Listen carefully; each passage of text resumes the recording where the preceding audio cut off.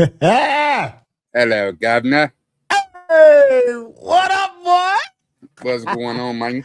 What's going on, champ, man? How's your weekend going? Man, it's going pretty good, except for this strange pain I have in my back. But you know what Oh, that's about. yeah. Yeah, man. Yeah, I mean, we're not spring chickens yeah. as much as we used to be. This damn snow and ice is a mother. Mm. Yeah, that's man. Like, how was your trip? Oh. Which trip? You talk about the where I ended up on my ass? I know you try to be smart. That's some of that poking the bear. That's some Chuck shit right there. And see, you spend a whole week with Chuck. Don't let him change you, man. Don't let him change you. The chaos monster. Oh man, yo, it is good. It is good to see. It's good to be back. It's good to see all of y'all. We had such a good time for the last one, man. Yeah. That was a good, just like one of the things about last week, man, we were just talking about some of the greatest international martial arts projects of all time. And I was telling you at the time, I was like, dude, this might be one of your better lists, man. Like, even though some of them were a little bit obscure, generally speaking, it was just good to like jump down memory lane. And I was like, man, this is some great conversation. This joint you dropped for this week, oh boy, oh Lord, man, me and Michael Clay was looking at the list and we was like, we still got left. That's like 28 enough. I was like, what's this? This ain't enough. This ain't enough. Make it work. Make it work. Yeah, I know what you mean, man. Even in me putting together the list, when I because I voted on the list as well, so I did my votes. Yep. But I was out of my 20, and then I go down. I was like, damn it, I really want that one. Hold on, let me see who I got to take off the list. Like exactly. And I think I did that with like 3 picks. When I got down close, I was like, oh, damn. Yep, I got to do that one. So, man. What in the world, can I ask you though? Like, what in the world like sparked this conversation? Because I've never heard of a list of like duos before, ever. This was the first. I was like, okay. I never even had my brain to even know. I've heard of it in hip hop, greatest duos, greatest groups, but never in movies. What was the thing that was like, well, we're having that conversation? The conversation actually came from, we hadn't watched it yet, but we were talking about watching The Wrecking Crew with Jason Momoa and Dave Bautista. Yeah.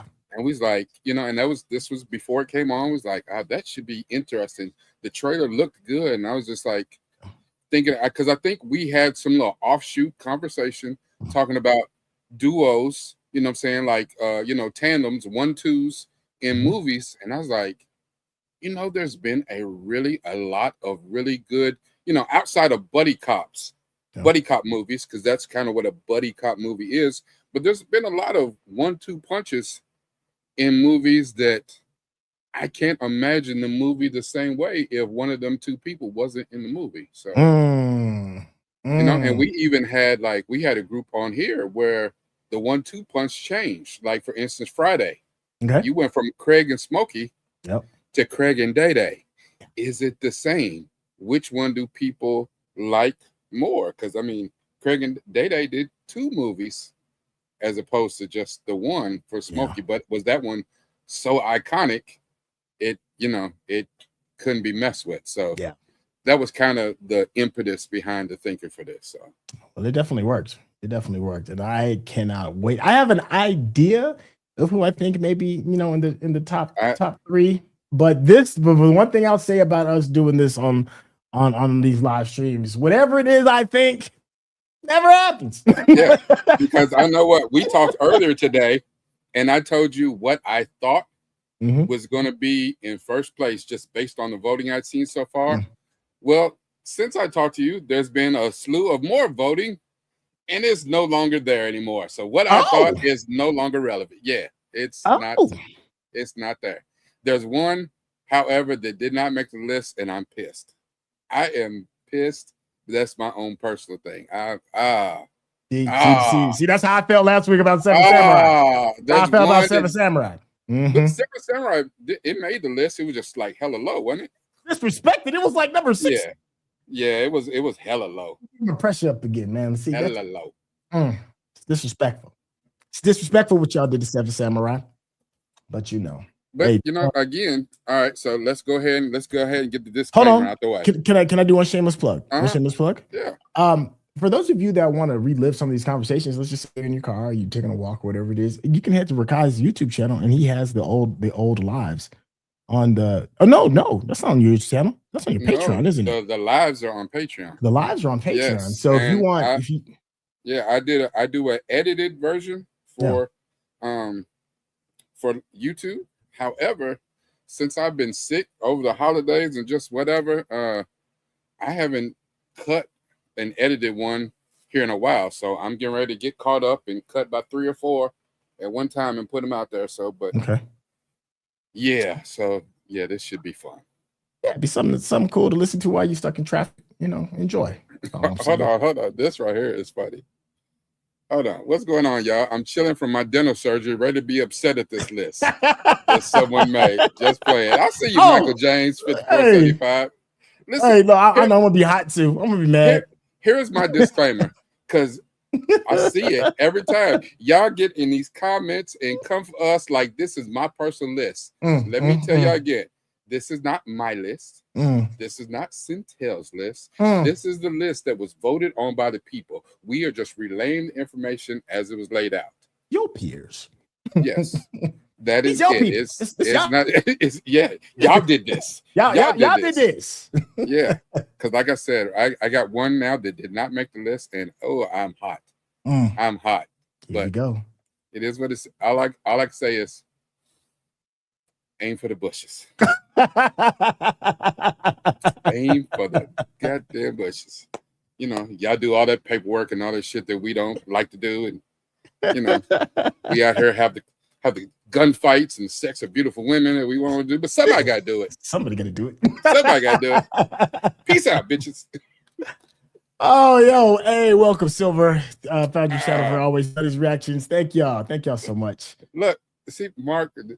I see, Mark. It don't matter what you say, Rakai. You the culprit. You know what? I'll take that. I'll accept it.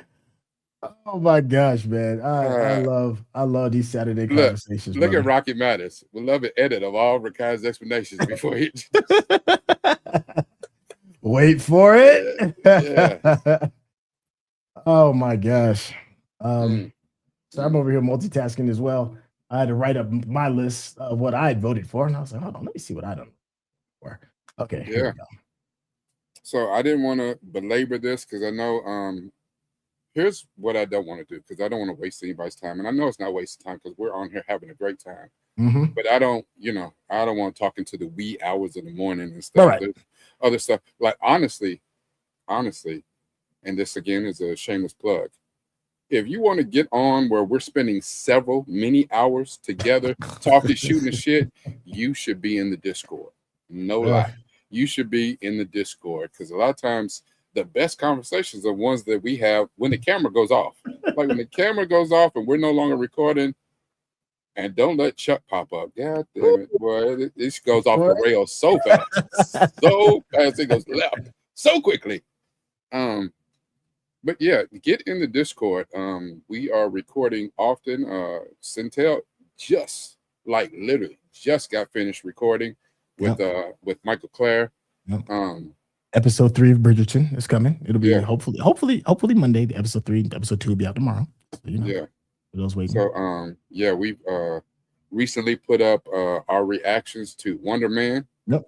If you're not watching that, man, you're doing yourself a disservice. You need to watch that and watch our reactions to it. So there's a bunch of stuff. He did Peaky Blinders this morning. Peaky Blinders this morning. Yeah. We knocked out 4 episodes this morning. Woo. You're a beast. Yeah. You're a beast. Hey, somebody had a question for you. So how you doing on these cold days, Rakai? How you? You smart ass. Hey, what are you talking about? I'm just simply, we're just curious how you feeling. You know what? Yeah, I'm over here on muscle relaxers and pain relievers and shit. I walked out of the house this evening to go to my niece's basketball game. She had a basketball game down the street. My oldest son was going to drive, so I walked out of the house. My foot hit the step, and I know I'm looking at the car, and the next thing, I'm looking at the sky. Both feet went in the goddamn air, and I landed on my back so damn hard.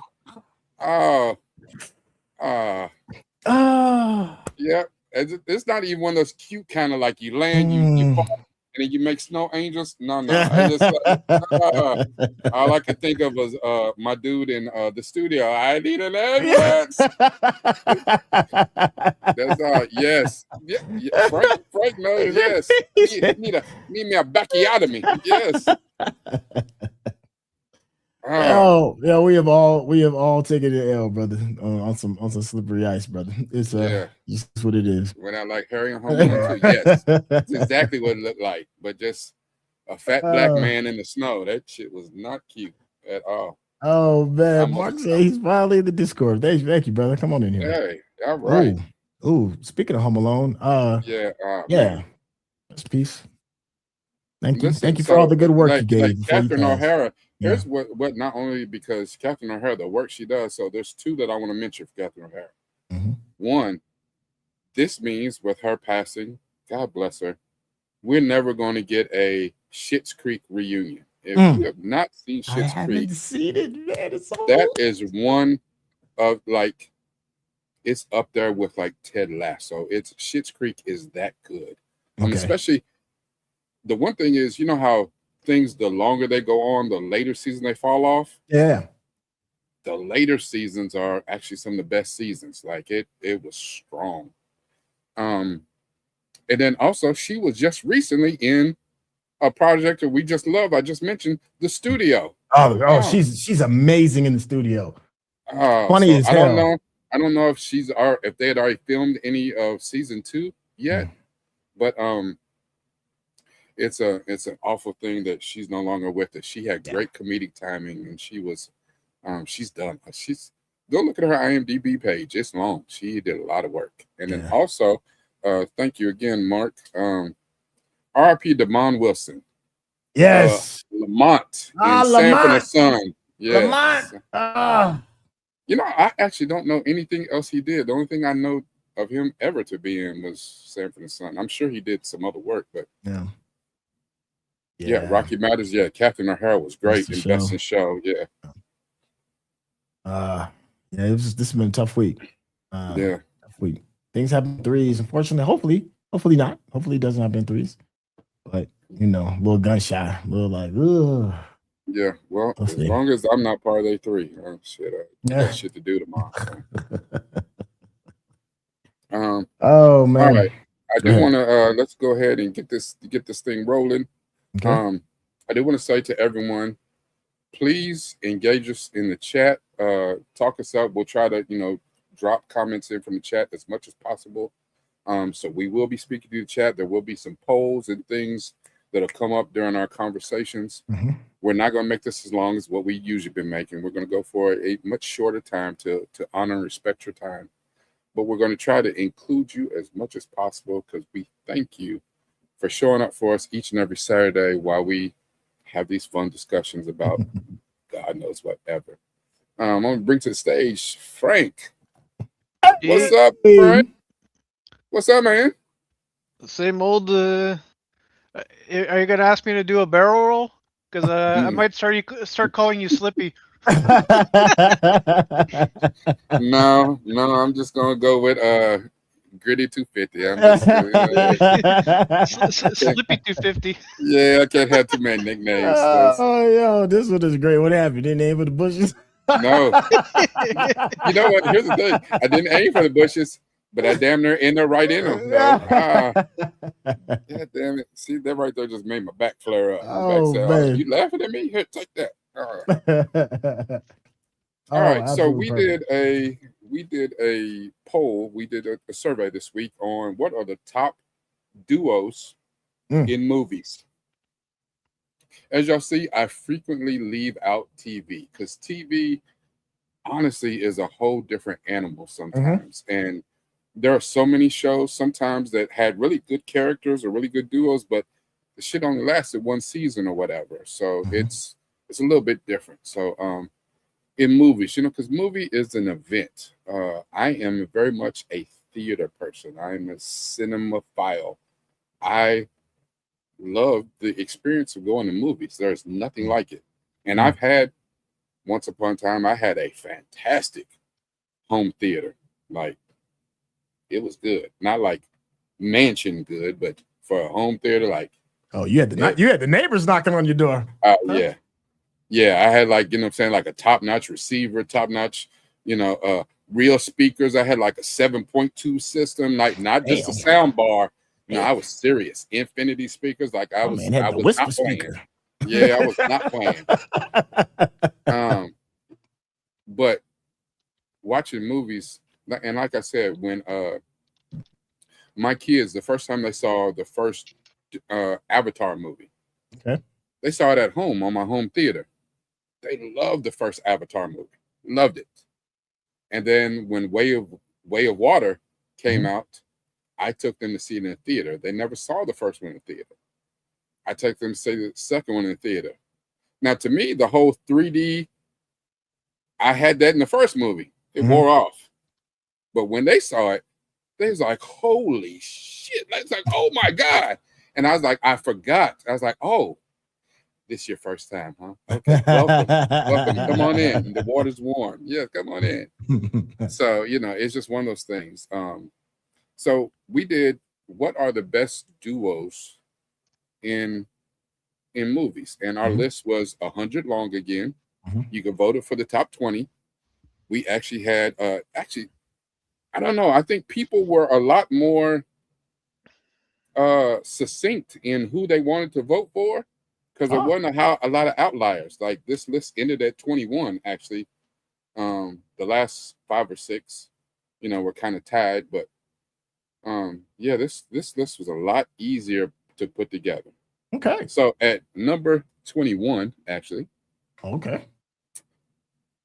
Little place called Centel just did a reaction to something that's part of that universe with Welcome to Derry. A little place called Shawshank, and really? the duo of Andy and Red. Yeah, I voted for them. Yeah, okay. I don't know. I just think it's the quality of the movie itself. I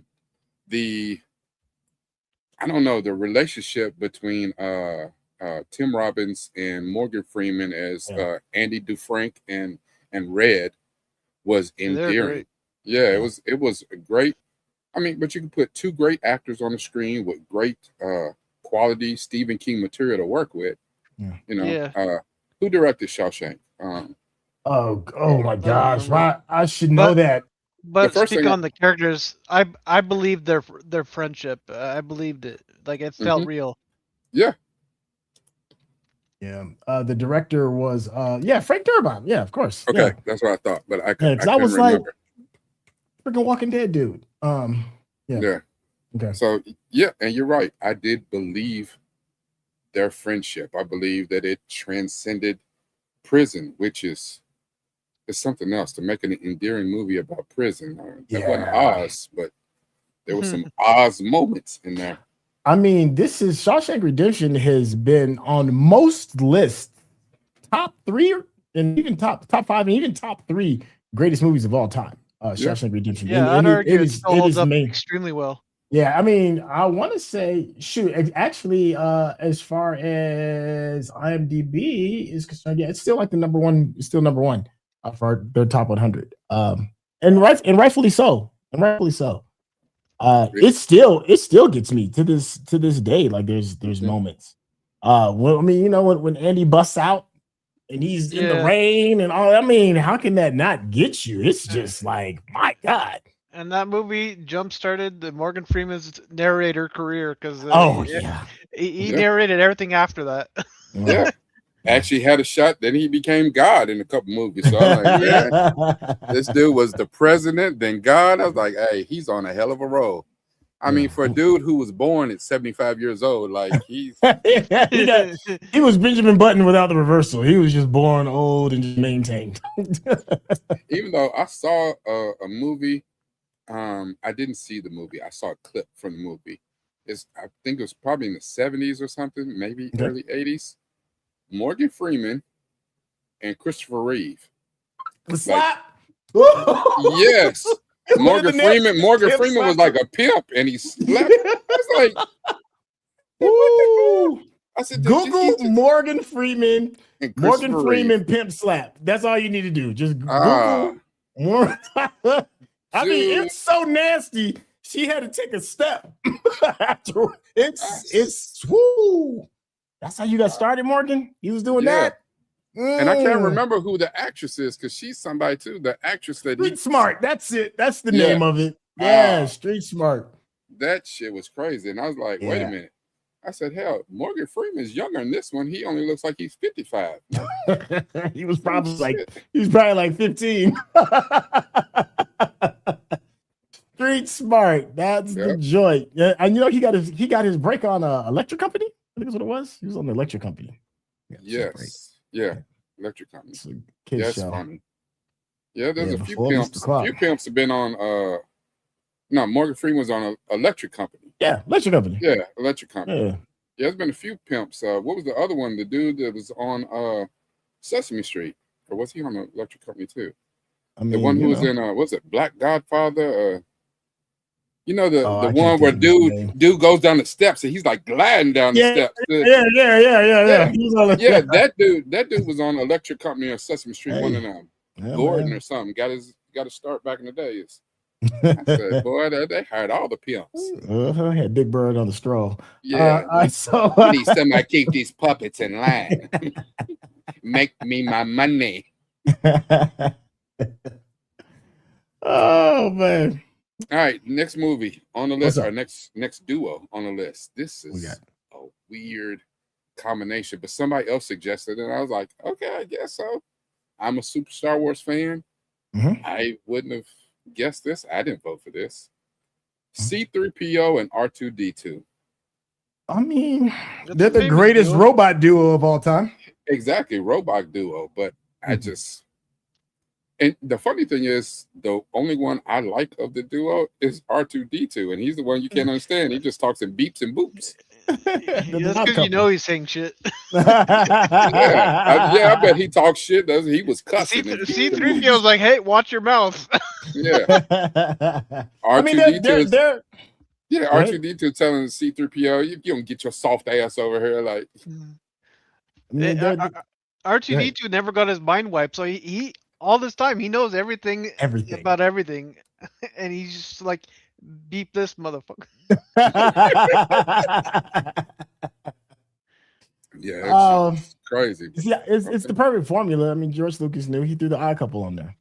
And as they bumbled and fumbled away in a galaxy far, far away, I'm not mad at it. I mean, especially consider like here's the thing, like look at so far these two films that we've talked about, Shawshank and Star Wars, they're both legendary films. And the film Star Wars would be very different without R2-D2 and C-3PO. You know, could it still exist in a galaxy far, far away? Yeah, but I don't think it would be as fun. So I'm not too mad at that one. Yeah. And the thing about C-3PO and R2-D2, you could have those in damn near every movie for, as long as they've had them in the movies, TV shows or whatever, and you don't really have to worry about changing the actors or whatever. Nobody really knows who they are, even though Sir Anthony Daniels is C-3PO. It's just like it's hard to hear another person be him. However, I'm also sure that there's somebody else that can do that voice perfectly. You never know, it's someone different. So next duo on the list. I actually love this movie. I don't know. I think I did vote for this group of guys. Seth and Evan from Superbad. I can see that. Yeah. They're hilarious. Loosely based on the life of Seth Rogen himself, and then his partner, Evan. I can't remember Evan's last name, but to this day, they are still producing partners, and all the stuff that we attribute to Seth Rogen putting out, all the great work that he's been putting out, that he produces, and all stuff. It's actually him and his partners, Seth and Evan, are still partners to this day, putting out work. And Jonah Hill, it's a launching board for his career. Like his career is not this without his portrayal. But you have in Superbad. What's his Michael Cera, Jonah Hill, and then Christopher Mintz. As McLovin. Yeah, that's a whole different thing to himself. But he wasn't actually part of the duo. It's funny how they couldn't really stand his ass. Like he was not a part of the duo. He was the third wheel to a duo. Yeah. Dude, I want to say this that kind of it launched Michael Cera's career a little bit too, for the most part. It did both of their careers. Yeah, that got him really noticed. Yeah, which is something I can't stand Michael Cera, and this Superbad and Scott Pilgrim vs. the World are the only movies that I like him in. So I can't stand his ass. I take that back. I did like him in the Running Man movie. But that movie is absolute ass. That movie is terrible. Terrible. Yeah.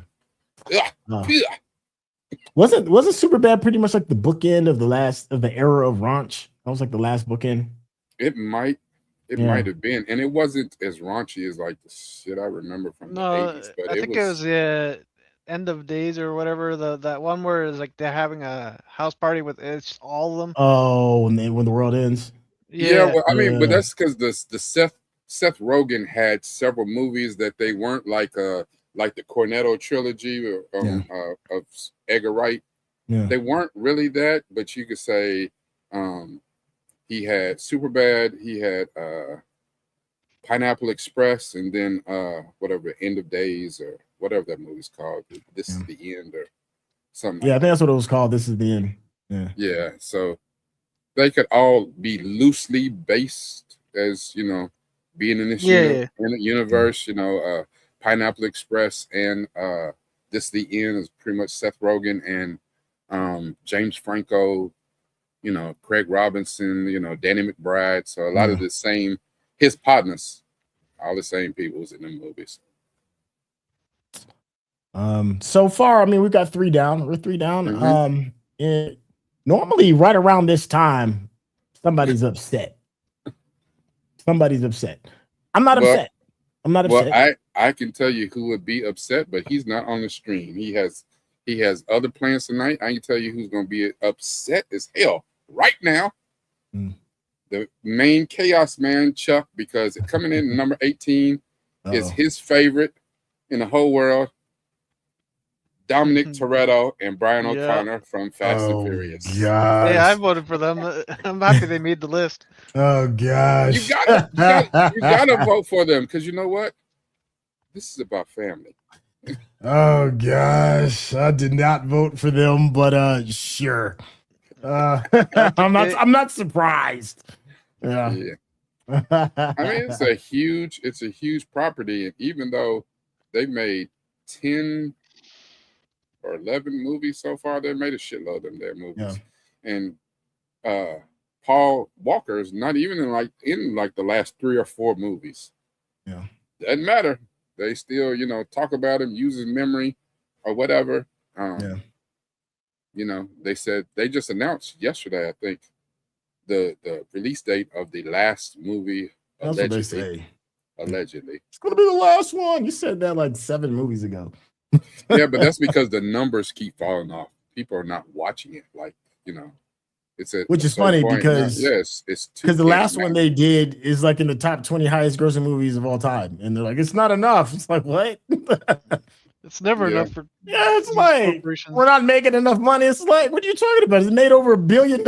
Like, man, when I hear video game companies say they made triple their investment, like and they're not happy, I'm like, okay.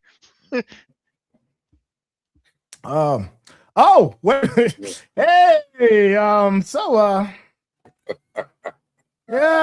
Hey, it's been a minute since we've seen you, Jolly. I know. 598. Thank Jolly, you for popping up in here. That's right, Jolly. Where have you been? You know what? I'll go ahead and read that off. Read that off for us, brother. Oh my gosh, I'm so sorry. My darling hubby at Krimson Kommentary. I missed the notification on my phone, and I'm so late to this discussion. You're not late. You're here exactly when you need to be. That's all right. Thank you for the constant love. Some more applause up and down. That's what I'm talking about. Thank you so much for the generous super chat. We are thank you. So appreciative of that. That's what's up. That's what I'm talking about. And also let us know what what would you list is like, maybe like your top 1 or 2 for your favorite duos of all time, and we'll shout you out on that too. Because I know that everybody's here that's in the chat may not have got a chance to fill out the survey, and I really want to find different ways to make sure that everyone gets to the survey. It's usually on my socials. It's actually posted in the description on my page, my YouTube, and Centel's YouTube as you're waiting the week to vote. So you can go in and vote at any time once it goes up. Coming up next on the list, let's get off of Fast and Furious. Okay. Coming up next on the list is, I'm actually kind of surprised that they're this low. Okay. I am. And it may have been the huge break in between the 2 movies. I think a lot of people didn't see the first movie unless they are, of a advanced vintage like we are. And that is, for some reason, people said that this movie was a homoerotic movie. And I was like, I didn't get it, but I can see what they're saying it now. And that is Maverick and Goose from Top Gun. But I guess they said that about Maverick and Iceman. They said it was definitely some. I mean, the volleyball scene is especially like if you can find some YouTube videos like where they change like the score like during the volleyball scene, and it's like, oh yeah, that's exactly what that is. Oh yeah. Yeah. All the men's is all oiled up and glistening in the sun. Yeah. Out there, it's raining men. Hallelujah. That's Maverick and Goose, man. Like, I was a little kid when Top Gun came out, man, and I wanted to be Maverick so bad, and it was one of those funny things too. Like, if you had a homeboy, and you'd be like, yeah, man, I'm Maverick, you Goose, and then there'd always be a fight. I'm not Goose. What do you mean? I'm gonna be. Nobody wanted to be Goose, because Goose took the super L. Yeah. But they were a legendary duo. Like, I feel the need for speed. But nobody wanted to be Goose too, because Goose didn't fly the plane. You not in charge of shit. You riding bitch, my boy. Like, you riding bitch, and you got your neck broke. Yeah. You know what I'm saying? Like, you can choose to drive the motorcycle, or you gonna sit on the back. No, nobody want to have that ass tooted in the air. No. You're all hugged up on Maverick. Yeah. Yeah, so nobody wanted to be Goose. Here's the thing. My dad was in the Air Force, and that was actually, he was an officer in charge of transportation. So I got up and close with a lot of the, mostly cargo planes, but a lot of the jets and stuff too. Oh, that's cool. If you've ever been in the vicinity and had a, F-16, F-15, one of them fly over your head at whatever, Mach 3 or some shit like that, you think you had a small heart attack. Like, the vibrations of it is so much. That was one thing. I love speed, when I got older, after the movie came out, my family started calling me Ricky Bobby. They're like, oh shit, that is you. That is your ass. And I was like, that's not okay, maybe a little bit. But that speed of them airplanes, no,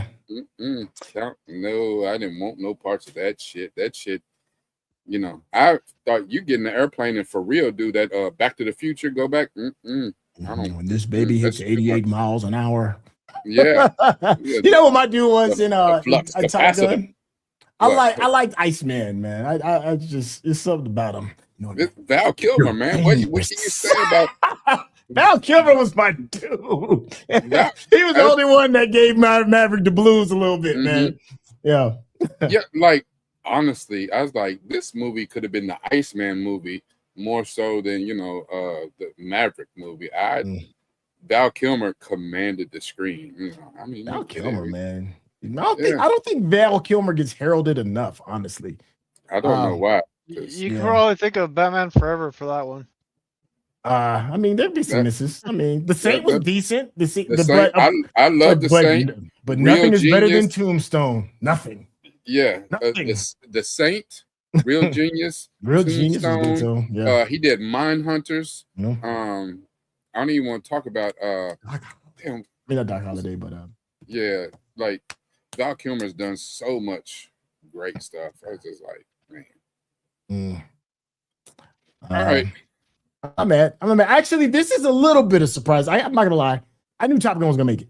I knew it. I wasn't expecting it. And because I'm an old head, I would have expected it to maybe been a top 10er. And what number was it? It's at 17. At 17? Yeah, I would have expected that maybe. So that's a little bit lower than I would have expected. Just a little bit.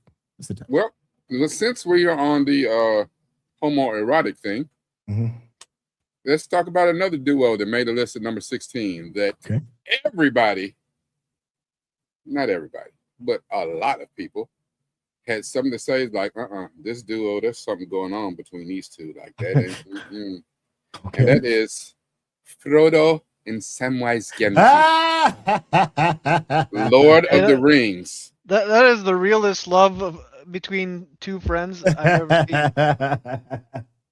And everyone said that they was in love with each other, like they was with each other. And I was just like, love.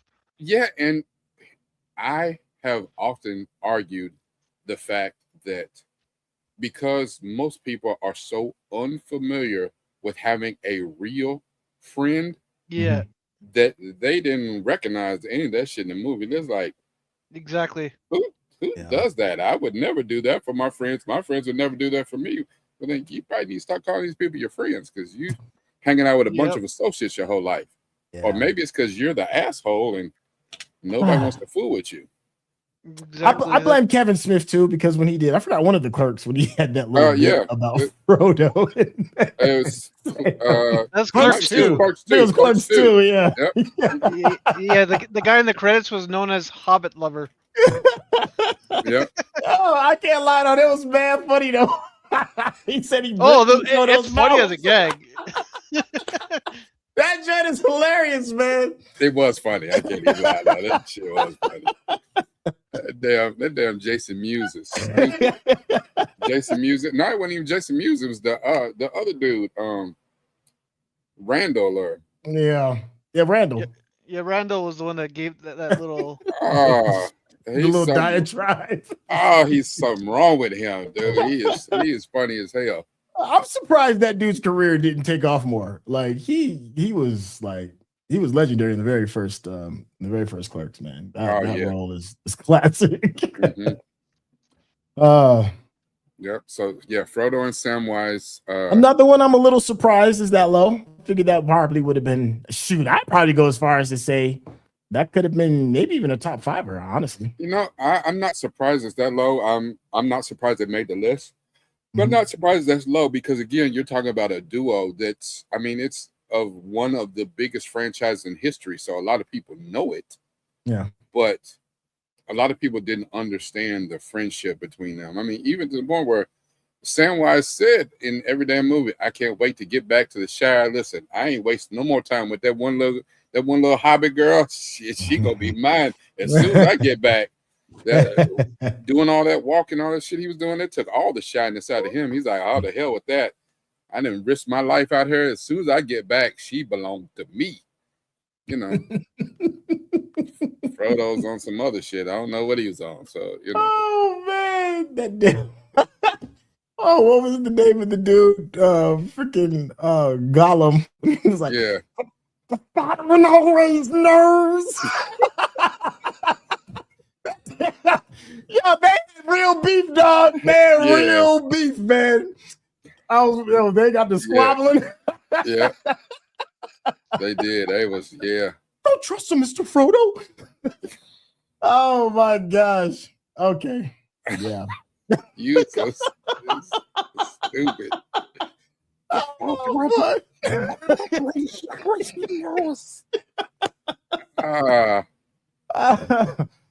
All right. So a minute ago, we were talking about Val Kilmer. Yep. So let's come back to that. Number 15. Listen, I'll be your Huckleberry. Yes, sir. Wyatt Earp and Doc Holliday from Tombstone. Woo! That damn Doc Holliday. Woo! And for a dude who wasn't he suffering from tuberculosis in the movie? Yeah, something like that. I mean, and was still why I'm in my prime.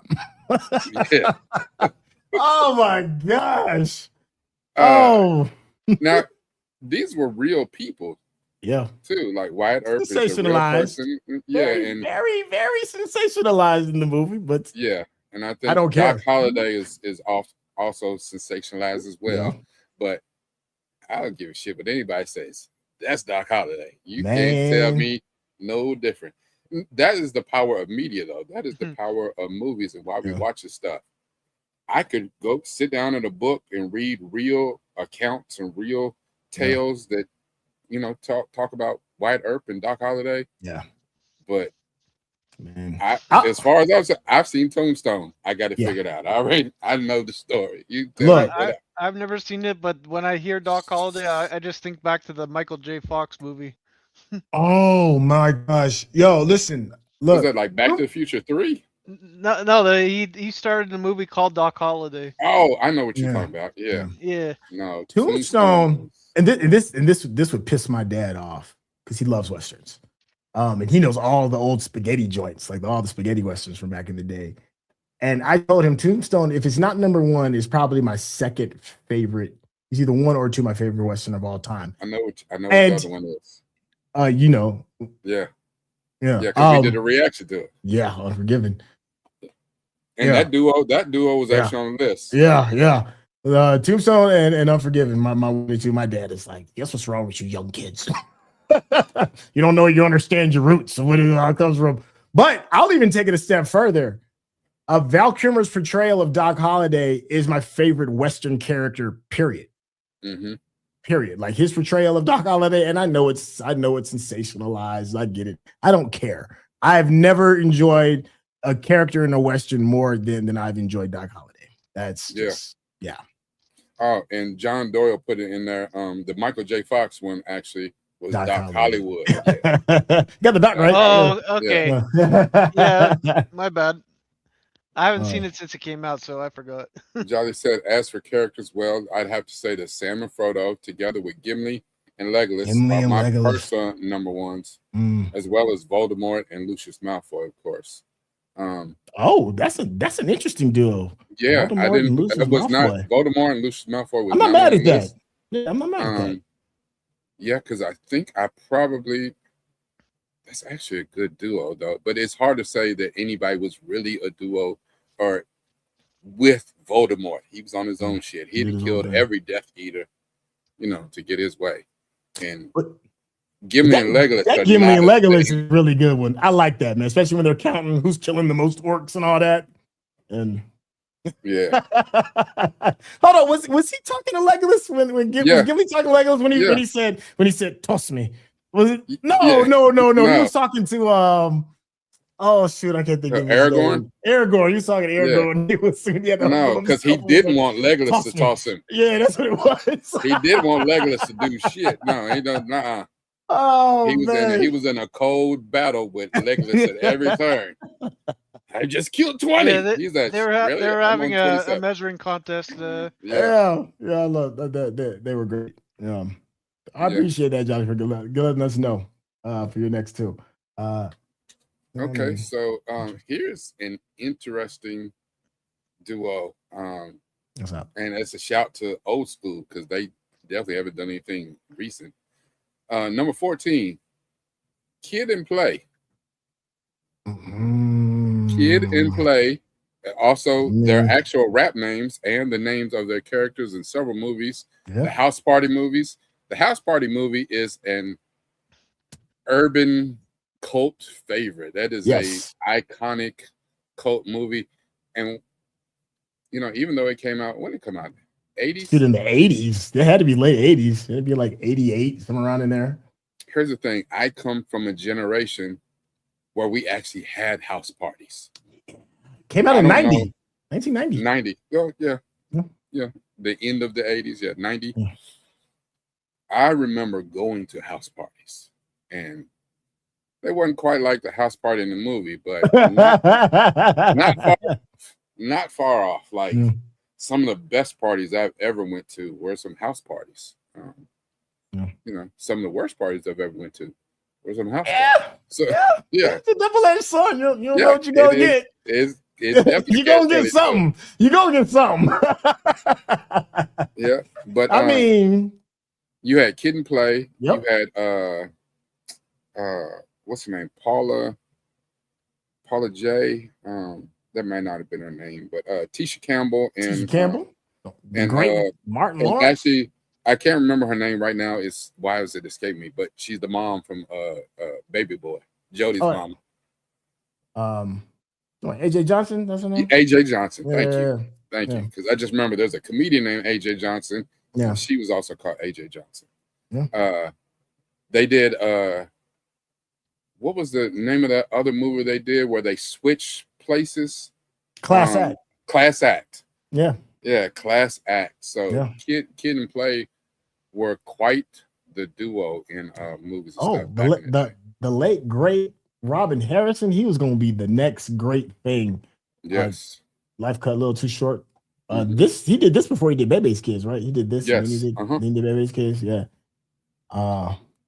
Yeah, man. We had Full Force in the movies. Full Force. A bunch of 50-year-old men playing teenagers. The oldest damn teenagers. They was almost as old as the cast of Grease. Like, Jesus. Gonna kick your fucking ass, man. I smell.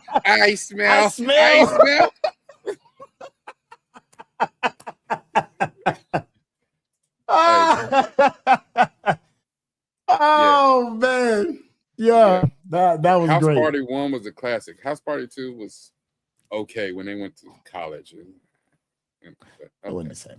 And then everything after that, memory. Yeah.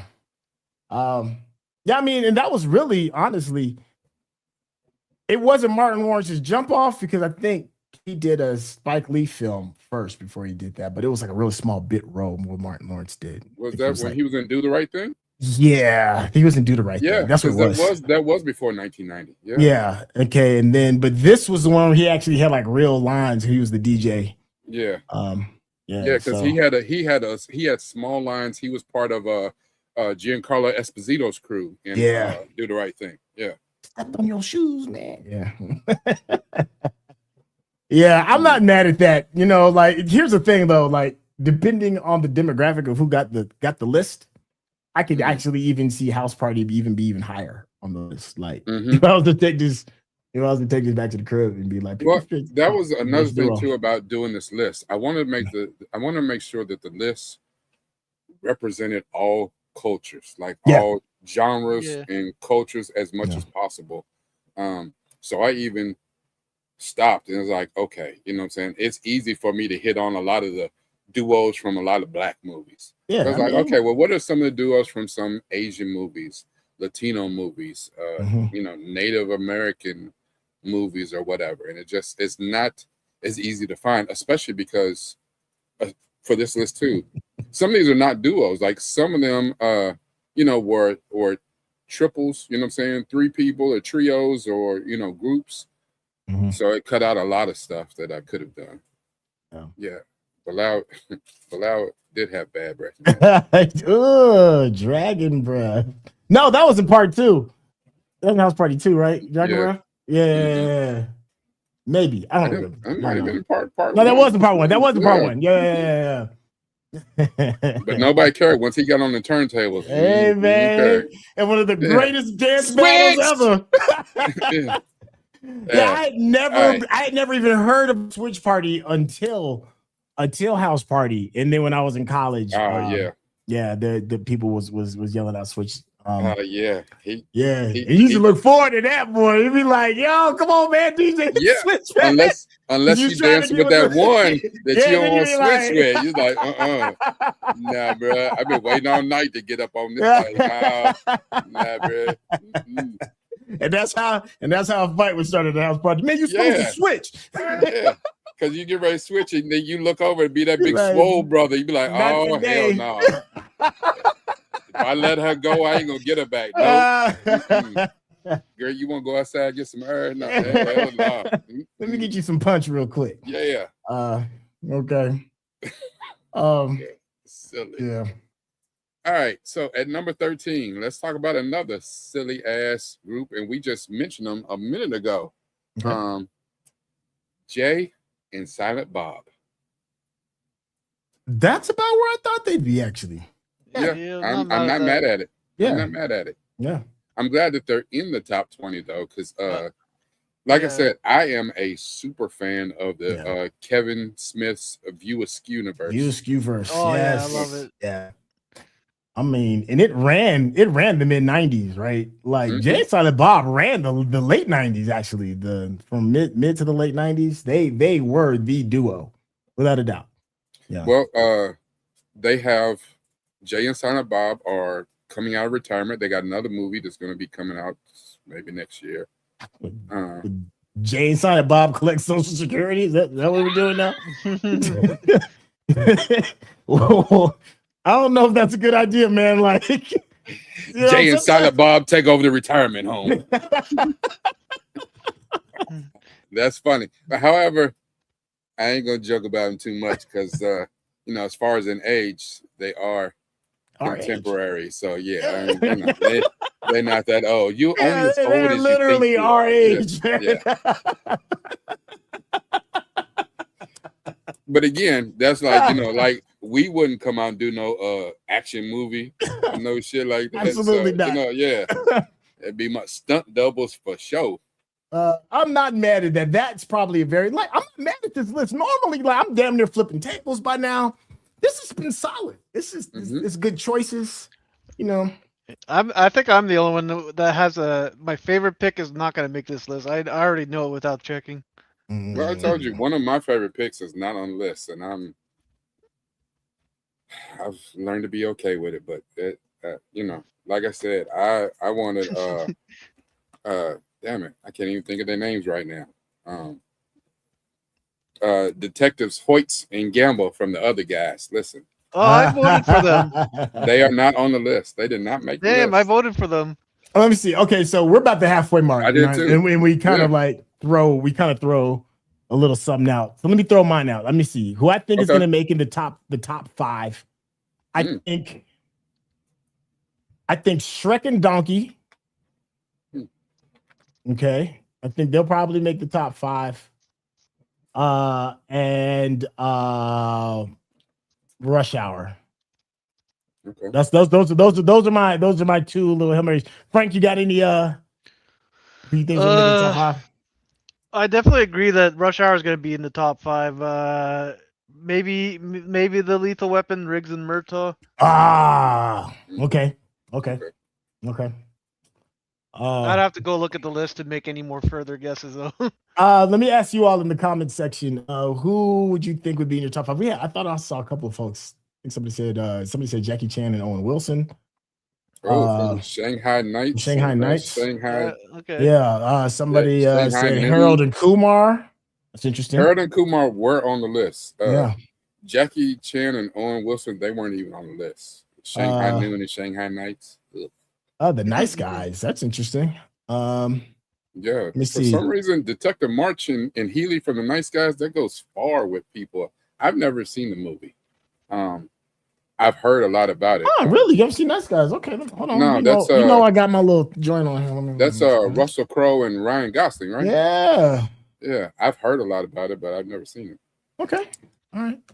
We'll see what's going on. Let us know what you think was going to make the top 5 as we're kind of going through this a little bit. Somebody said Murtaugh and Riggs. Okay. Let me see. What else we got over here? What else y'all saying? Bill and Ted, huh? Yeah, okay. I hope they make it. I voted for them too. Oh, here's a good one. Ooh, Mike and Marcus from Bad Boys. I can see that making the top 5. I can see that making the top 5. Tango and Cash. Tango and Cash better not make the top 5. I'm pretty sure absolutely not offensive thoughts. No. I'm pretty sure my number 1 pick got only 1 vote, and it was from me. Oh, you voted for Tango and Cash? No, I voted for something else. Oh, okay. Ice-T and Judd Nelson, New Jack City. From New Jack City. Yeah. Not bad. Okay. Not bad. That wasn't on the list. What's wrong with Tango and Cash? Come on, man. Come on. Tango and Cash in the top 5. Come on, man. Don't do that. Let's not do that. Listen, for a Sly Stallone and a Kurt Russell movie, Kurt Russell don't even put that in his top 20 movies he ever did. Like, he probably rubbed it off his resume. He was like, he's like, that check that's a classic. That check clear. That check clear. Frank and Charlie. Oh, Frank and Charlie from what? What's Frank and Charlie? Probably Always Sunny. Oh yes, no, but we didn't do TV. No TV. We didn't do TV, but that's a hell of that's. I don't even know how. I don't even know if you could like separate it just them two, because all 5 of them are kind of a unit at this point. They are a dysfunctional ass group. Yeah, we got another Lee and Carter. Yeah. Okay. All right. Well, let's see. Hold up. This one right here, I didn't put it on the list because I thought it was going to be a wasted spot on the list. But God damn it. Harley Davidson in the Marlboro Man. Oh shit.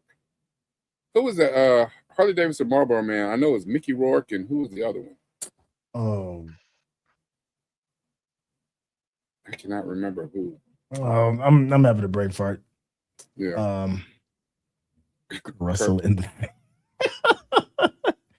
Wesley and Woody. I'm not mad at that, but the white man can't jump combo. Yeah. Mm-hmm. Okay. All right. And to keep it all the way 100, White Man Can't Jump, and what was that other movie they did with J-Lo? Where they were like cops on a subway train or some shit. Damn. Oh wow. Okay. I'm not gonna remember the name of that. I'm not. I know what you're talking about vaguely. Train. You know what? Money Train. That's what it was. Yeah. And Quiet as Kept. They were also in Wildcats. Do you remember that football movie? Goldie Hawn? That was the first movie they did together. Mm-hmm. That was the first movie they did together. Yep. That's right.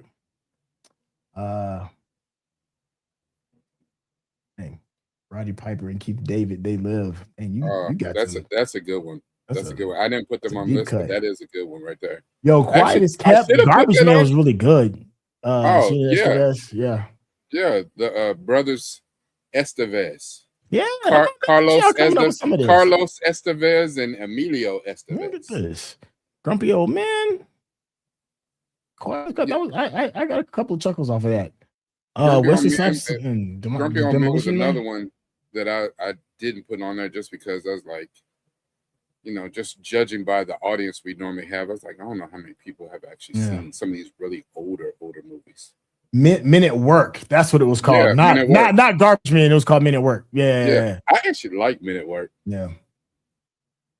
Okay. All right. So we got a couple of Hail Mary throws. Emilio didn't get the shine that he deserved. The only time they allowed him to outshine his brother Charlie, and I love it so much, was Young Guns.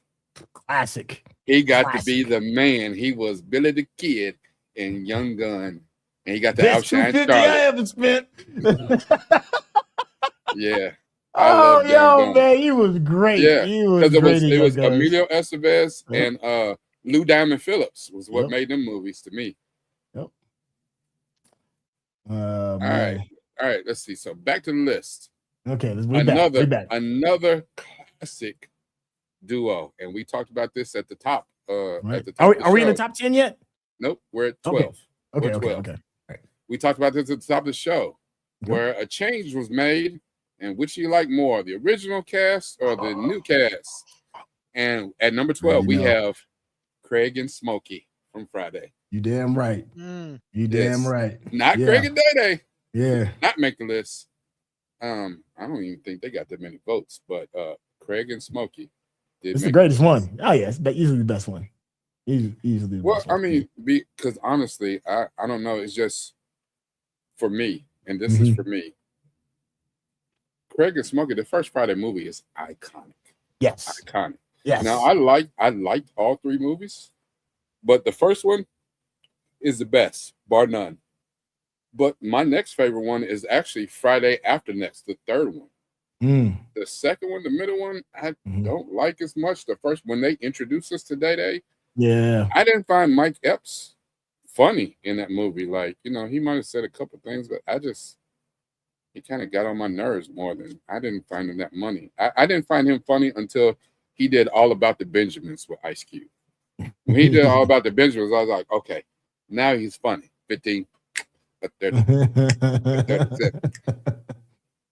He got Mike Epps got a recent comedy special that he just did, and he was talking about him being in the movies. And he said when he did All About the Benjamins, he said, well, he was high out of his mind off that cocaine. So a lot of stuff he said, he was just saying because he was high as hell.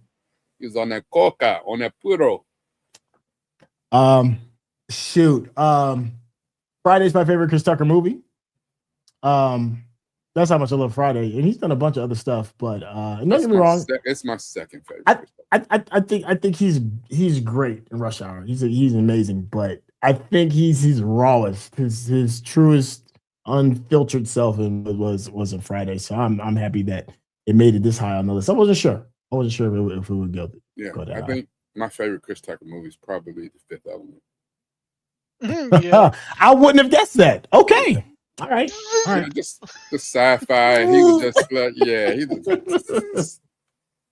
Stu, I want to say one of my favorite roles that he did. It's a mix of him being dramatic and comedic, and he does both surprisingly well. As in Dead Presidents.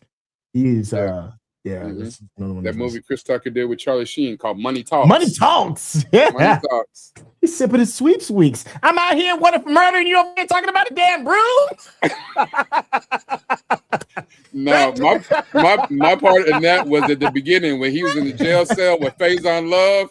He said he put his hands on you like this. So was it like this? Cut them hands on me. Or was it like this? Why your pants down? Go! Yeah, when he was with the chopper dog, he's like, we made it.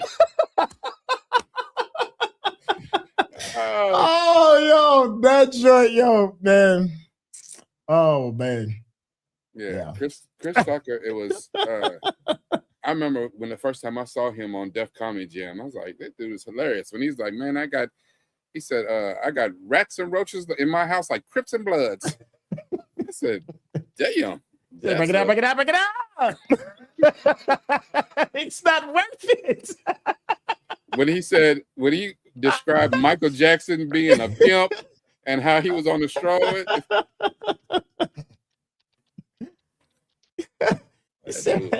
Tito, is that one of my bitches on the curb? Come here, bitch. I said, come here, bitch.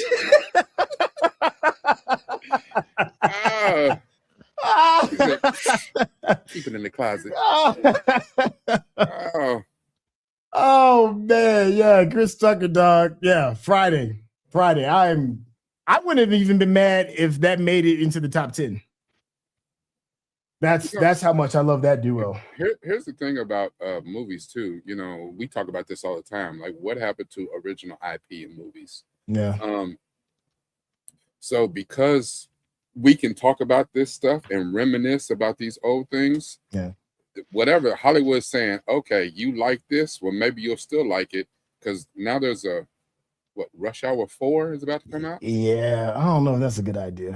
I don't know about that. Because they both, Jackie Chan is like 65 years old, man. He's like pushing 70.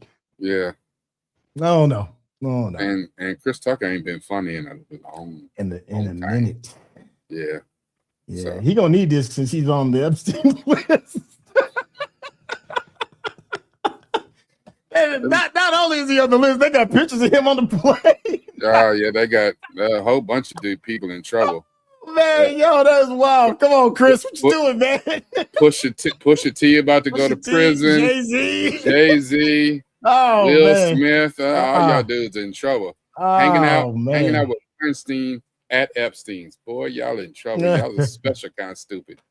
Oh boy.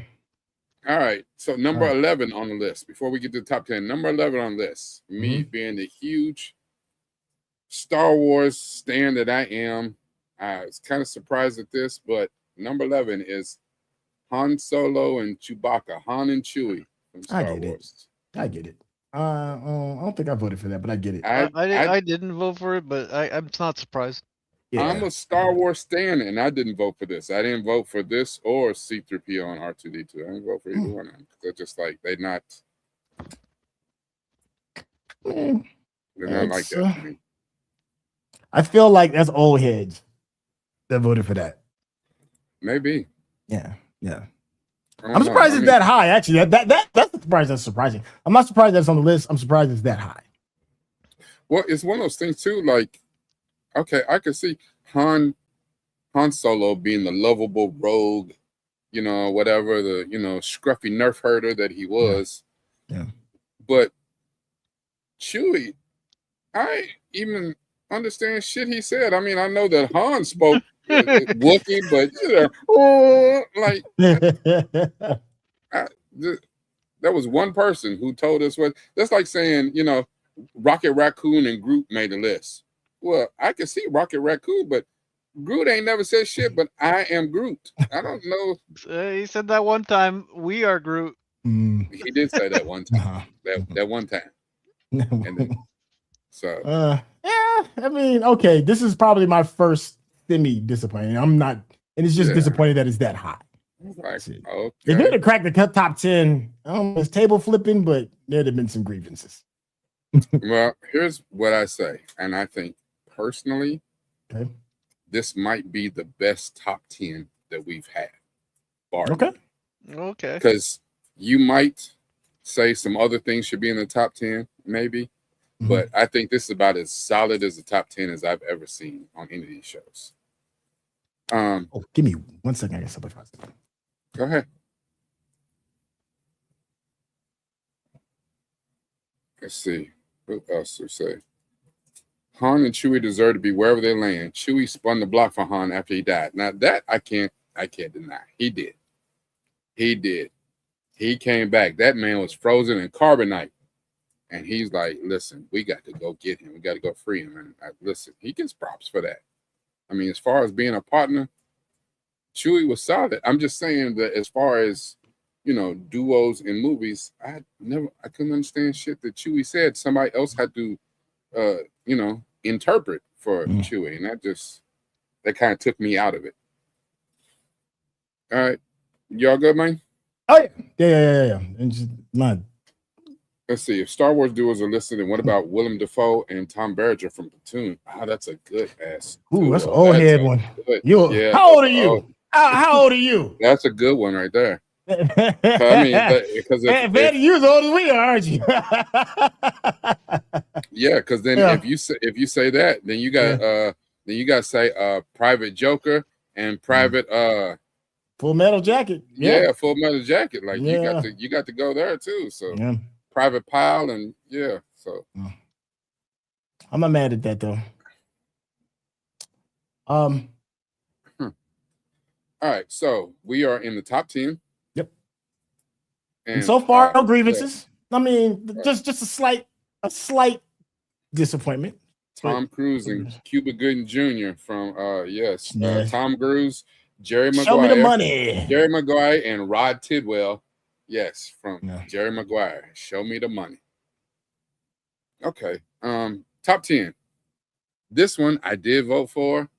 I don't give a shit if people don't like it because my man had the disclaimer off the rip. Yeah, I don't give a damn if you don't like this one. No, who is it? Because it's a duo from one of my personal favorite movies, and it It came in arguably and controversially number one in one of the recent polls that we just did. T'Challa and Okoye from Black Panther. I mean, for the sake of the culture, I'm not mad. Yeah. Yeah, and I understand that people be like, how the hell that making it in the top 10? That's better, you know. Maverick and Goose should have been in the top 10. I get it, but I don't give a shit. Hey, I'm glad my cultural bias. Yeah, I'm glad it made it into the top 20, but it made it to the top 10. I'm even happier.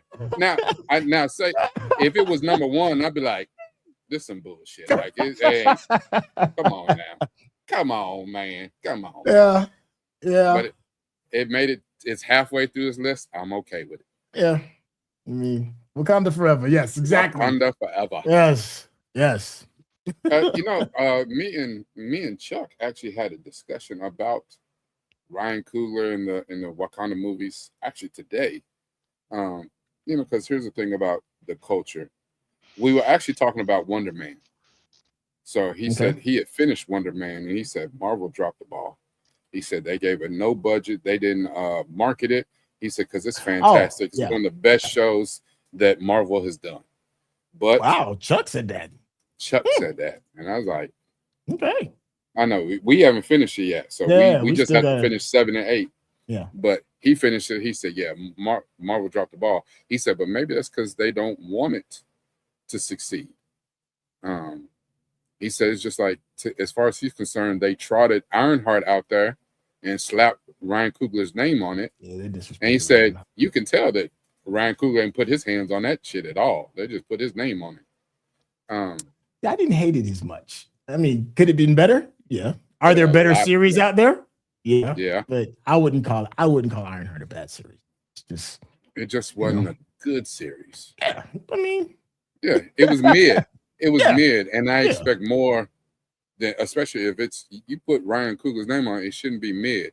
Like at this point now, Jordan Peele has put down movies that he's not actually directing.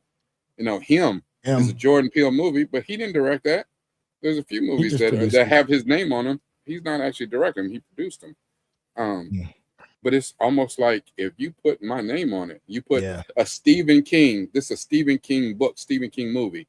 You expect a certain level of stuff. You put Steven Spielberg, you put James Cameron or something. Yeah. I don't want to hear that they just produced it. They didn't. What you put their name on it for? Like, I never pay attention to producer because that means nothing to me in 99% of cases. Almost on the flip side, even when he doesn't direct them, if they put this is a Tyler Perry whatever movie, you know what the hell is going on for you. You can get there.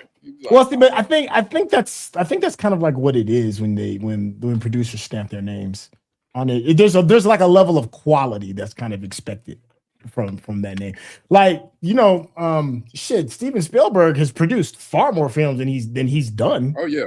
Yeah, but when you see his name on it, it's going to come with a certain level of quality. Like one of the things when they were doing the Transformers, Steven Spielberg was a producer on it, and that was a big thing because the special effects are going to come with a level of quality. So I get it. I can understand why Coogler did it. I mean, he's reaching a plateau of his artistry where his name carries weight. Yeah. And if you're gonna like get a project out, and especially if your name's attached, then you want the payout to be right. Let me throw my name on here and just see what it does. I mean, it was a big factor as to why I was rushing to go see Ironheart. I was like, "It's a Ryan Coogler project." Sure. I mean, there's not. If Ryan Coogler puts his name on it, that's how powerful his name is, and that's how much I respect him as a director. If he puts his name on it, I'm going to pay attention. It's just good marketing. The only problem with that to me is that, him putting his name on it, I expect a certain thing. If you go back and look at the movies that he actually produced, he hasn't missed yet. Yeah, I mean, when he's at the helm, when he's at the helm. But that's what I'm saying. You put, you start talking about Ryan Coogler projects, you throw Ironheart in there, you be like, oh yeah, that shit was mid. Then you have to get into the weeds and be like, well, he didn't direct that. He didn't do this. Let's see, but here's my only issue with it though, because other producers can do that and then get away with it. Like everything Steven Spielberg has signed on as a producer hasn't been hits. He said he's had many misses as a producer, and we don't. He did that movie called AI, which had to be one of the worst damn movies. I mean, it's a bunch of stuff that he's done. But I think he directed AI. Yeah, he directed AI. That shit was awful. I mean, for me, I wasn't a fan of the Halo series. I was like, that's awful. He produced that, you know.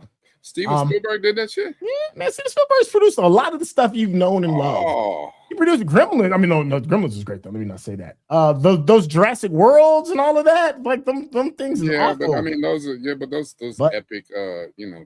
But see, but my issue is that we don't hold his feet to the fire when he has a miss. You see what I'm saying? I am with all of them because I learned good and quick. Producer usually means nothing. I mean, as much as I like Spike Lee, he's produced some stuff that's been like, yeah, you know what I'm saying. So I think it's like if you see produced by, it's like, you know, what's the word they call buyer beware. Mm-hmm. You know, you might think it might taste good. Yeah. You know, you might think it might look good, sound good, whatever it is. Just beware. That's all. But Kugler, do better. Yeah. Do better, my guy. All right. So we're in the top 10. We're in the top 10. Number 9, in honor of my son, whose birthday is on Tuesday, on February 3rd. This classic line. Oh, today it is my birthday. Prince Akeem and Semi from Coming to America. I'm a little disappointed that it's not higher though. Yeah, I voted for them. Yeah, I'm a little disappointed that it's not a little higher. Okay. Prince Akeem and Semi. Yeah. I would have almost expected that to be a top 5 potentially. I don't know. Yeah, I mean, it is. It made them top 10 though. That's all. It is a good ass duo, and one of the things about Coming to America, one of the things about most Eddie Murphy movies, super quotable. There are so many quotable lines in Coming to America. It is stupid. Like there's so many quotable lines, quotable scenes. I want to say probably only other comedian that has that many quotable lines in him just because of the nature of how he works, off the top of my head right now, is Will Ferrell. Will Ferrell's movies have just about as many damn quotables, you know, from The Other Guys to Talladega Nights to Step Brothers, like Elf. There's a lot of his shit that's full of quotables. And Eddie Murphy movies seem to have that amount of quotables too. Like this one was very high. I mean, it's arguably on many, especially when it comes to the culture, it's on a lot of people's number one, number 2. You know, of black comedies. Is Coming to America. Mm-hmm. That's why I'm like, ooh, I'm a little disappointed that it just made the top 10. You know, here's Dominica, and that's so funny because that is a quotable from the only Caucasian guy in the movie, Louis Anderson. He said, "Yeah, and pretty soon I'll be on the lettuce, and then I'll be on fries, and that's when the big bucks start rolling in." That's working in McDowell's. Oh man. Man.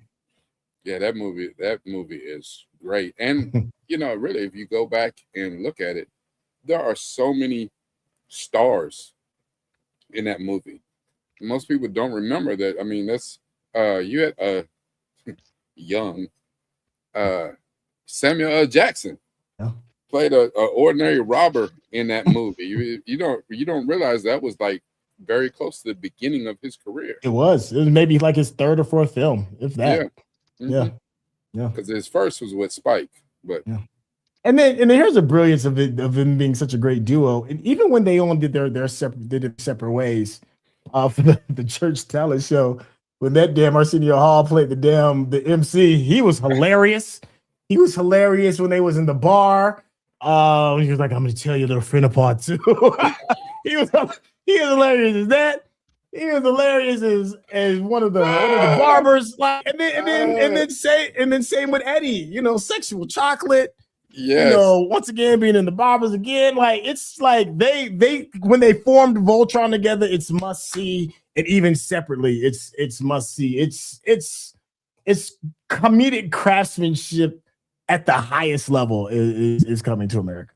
Yeah. You know, the thing is that for so long, Arsenio Hall was linked to Eddie Murphy. But if you really go back and look at the movies that they did, this is the only one where he co-starred with Eddie Murphy. Like, there's no other movie that he was actually the co-star with Eddie Murphy. Eddie Murphy, Arsenio Hall has been in some other Eddie Murphy movies. I was gonna say Harlem Nights, but they weren't together. Well, not no. They were together in the scene when they were shooting out. Yeah, but it was him. That was him and Richard Pryor. That you know what I'm saying? That wasn't a. This was the only vehicle where it was these two together. You know, Life was him and Martin Lawrence. Yeah. Like you can go through Trading Places, him and Dan Aykroyd. Like you go through his whole list. This is the only one where those two starred together. Well, you didn't really see Arsenio Hall in a lot of movies just in general. I mean.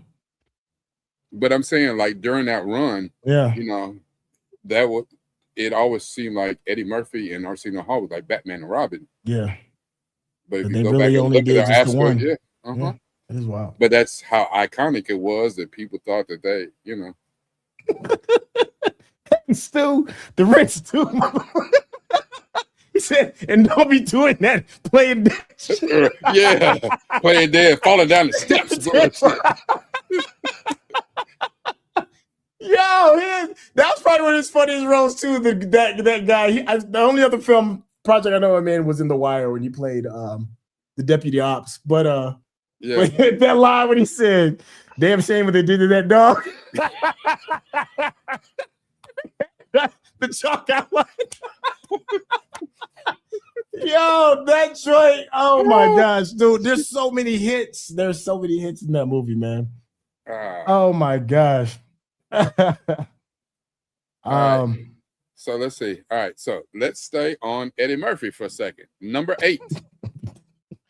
But this was different, and I didn't do too many animateds in here. Okay. But this one is just such an iconic duo. I had to do it. Okay.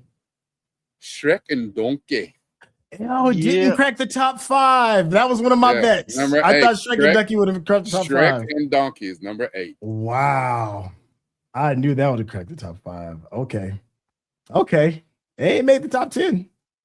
And you know, and quiet as kept for real. Like the voice work that Eddie Murphy did on this, as the voice work that he was doing at Disney at that time. You know, he was trying to transition, so he was doing voice work. But him playing the little dragon in Mulan, and then playing Donkey, it could be argued. That he's probably made more money off of being Donkey than all of his other movies. Oh, yeah. I can certainly believe that. Mm-hmm. That's Disney money, man. Yeah. That's Disney money. And he's in it's like 5 Shreks that he's done. It's at least 4 of them. Yeah, I think there's another one's going to be coming out pretty soon. I could believe that. Yeah, that's Shrek. Yeah, that Disney money, super long. Yeah. Super long. Now, I don't know if they did, because it's a character that he voiced. I don't know how that works for merchandising, but if you think about how Shrek plays over into the parks and all that other stuff, like, I mean, I guess it depends on if he had one of those Tom Cruise kind of contracts or whatever, where you get back end money or whatever. But yeah, I would say that what he's done on Donkey probably, honestly, far surpasses everything else that he's done. I wouldn't doubt it. I'm a noble steed. In the morning, I'm making waffles. Yes. Oh, it's a David Shrek mouth was open and everything.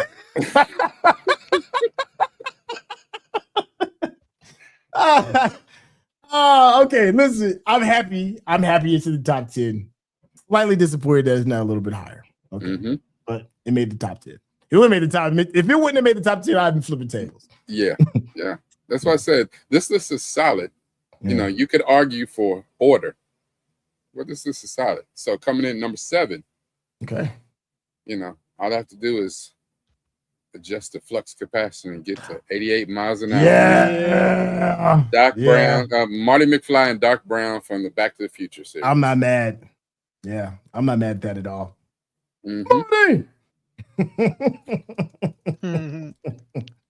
You know, and the funny thing is, like that first movie is so iconic, and they had some stuff in there that I don't even think you could play in a movie today. Like that whole little subplot where he gets gunned down in the mall parking lot because he stole the plutonium from the Iranians and shit. Like, you couldn't put that shit in a movie today. You couldn't put that in a movie today. Now, you know what? Did you like all? There's 3 of those movies. Did you like all 3 of them? I only recognize 1 and 2. I think I've only seen the third one once. I've never even seen the one where he went to the Wild Wild West. I'm good on that one. I'm good. I like them all. But I will say there are certain levels to them, and there's one that's sort of an outcast. You know, the strange thing is, I understand you, and you're right. But again, kind of like Friday, I love the first one. I don't know if it's I've seen the third one more than I've seen the second one. I can believe it. Yeah, so just I don't know what it is about the second something. Hey, Rikai, we had a small request. Would you recap 8, 9, and 10 real quick? Yeah. So number 10 was T'Challa and Okoye from the Black Panther series, from Black Panther movie, the first Black Panther movie, because of course he's not in Wakanda Forever. Number 9 was Prince Akeem and Semi from Coming to America. And number 8 was Shrek and Donkey. Shrek and Donkey. From the Shrek movies. You know, put Eddie Murphy and Michael Myers together. That's magical. Yeah. I'm an ogre. I mean, and you know, we kind of downplayed, you know, Michael Myers' performance of Shrek. Like it's funny as hell too. Like that's, you know, but it's really funny. But Michael Myers is another one of those people, kind of like Will Ferrell, like I was talking about. When you talk about quotables, you can go from Austin Powers movies and quote shit for days. So don't forget that Oedipus, relationship between Michael J. Fox and his mother was a bit controversial too. It's a little gross. Yeah. Your mama trying to bang you out. Yeah. And then, like in the second one, where he went to that alternate future, and his mom was like a hoe that got captured by Biff. I was like, it's just uncomfortable. Yeah, I was like, I don't know what's happening right now. So that's great Scott. Well, two went through a lot of hell to get made. I watched a little thing on that. It's a miracle that they even came out in the form that it did. Well, I could see that. I don't know, because it just seemed like, you know, you get Robert Zemeckis, Steven Spielberg, and Michael J. Fox wasn't even the first choice for it. He came in. They had another actor, but it didn't work out. Yeah, forget blank on the name. I know who you're talking about. It was damn it, what is his name? I just had it. I have the rhyme of it. It's the dude from Sliders, right? The dude from Sliders? No. Eric Stoltz. Yes. Stoltz, yes. Okay. Eric Stoltz. And I remember they wanted the movie to be lighthearted and comedic and all of that. And at the end of, you know, he was basically done. He had the part. He had shot the opening scenes or whatever.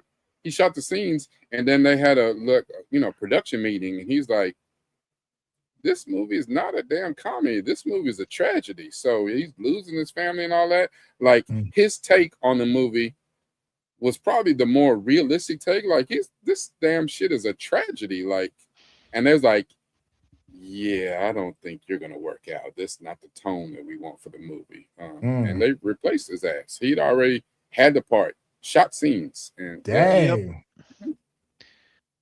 Wow. Huh. Well, but it was for the better because the end result was a lot better than what and then Mark is right. And then Eric Stoltz went on to play in Mask, and that's right. Yeah. Oh, here's another bit that I forgot that is true. He was the drug dealer in Pulp Fiction too. Yes. Yeah. Yeah. Hey man, his career would have taken a very different trajectory if he had done action feature. But then again, the movie might not have been as successful if he had done Eric it too. Stoltz was in that movie, Some Kind of Wonderful.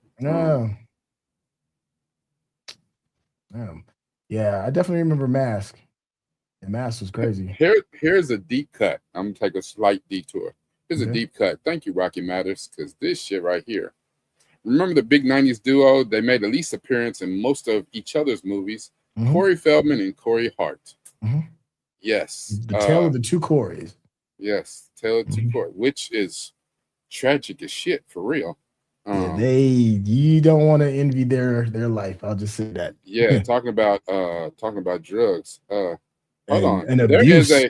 There is a movie, a documentary that's coming out right now about Corey Feldman and his band that he's put together. They said this damn documentary is so bad. It is must-watch cinema. It's must-watch TV. It's like a train wreck you can't turn away from. It's so bad that Corey Haim, not Corey Hart, that his camp is suing to not have it released. Like they're suing to not put the shit out because he's authentic. He is him in it. But they say it's so damaging, he might not get another coin from Hollywood ever. But was he ever getting anything like? People show up to these damn shows. These shows that he does where he's this pseudo Michael Jackson, terrible rock and roll band. I don't know what the shit he's doing right now. He did used to kick it with MJ too. Well, now he thinks he is MJ, and he's thought. Like, have you seen him lately? Not since the last documentary with Tale of Two Coreys. Probably for like the last 20 years. He, you know what I'm saying? Like he damn near has on like glitter socks and loafers. His hair is long and black, and he is on stage performing like he is Michael Jackson, but he's singing these terrible ass songs that he came up with. And I was like, ooh. All I can see is Dave Chappelle and Rick James. Like, you know, cocaine is a hell of a drug. The cocaine isn't as good as it used to be in his prime. Yeah. Mean Love Speed said, like Corey Feldman got a whole face job done. So he now to the Googles. He's now this is a hell of a comment right here. Oh, wait a minute. Oh, wow. He was like Dracula. Look at this comment. Look at this comment right here. The cheese slid off that cracker long ago. That is hilarious. Cheese slid off that cracker. Oh my gosh. It is. If you see him in concert, it is next level awful. It is bad on a whole nother level. And he is performing to sold out gas stations and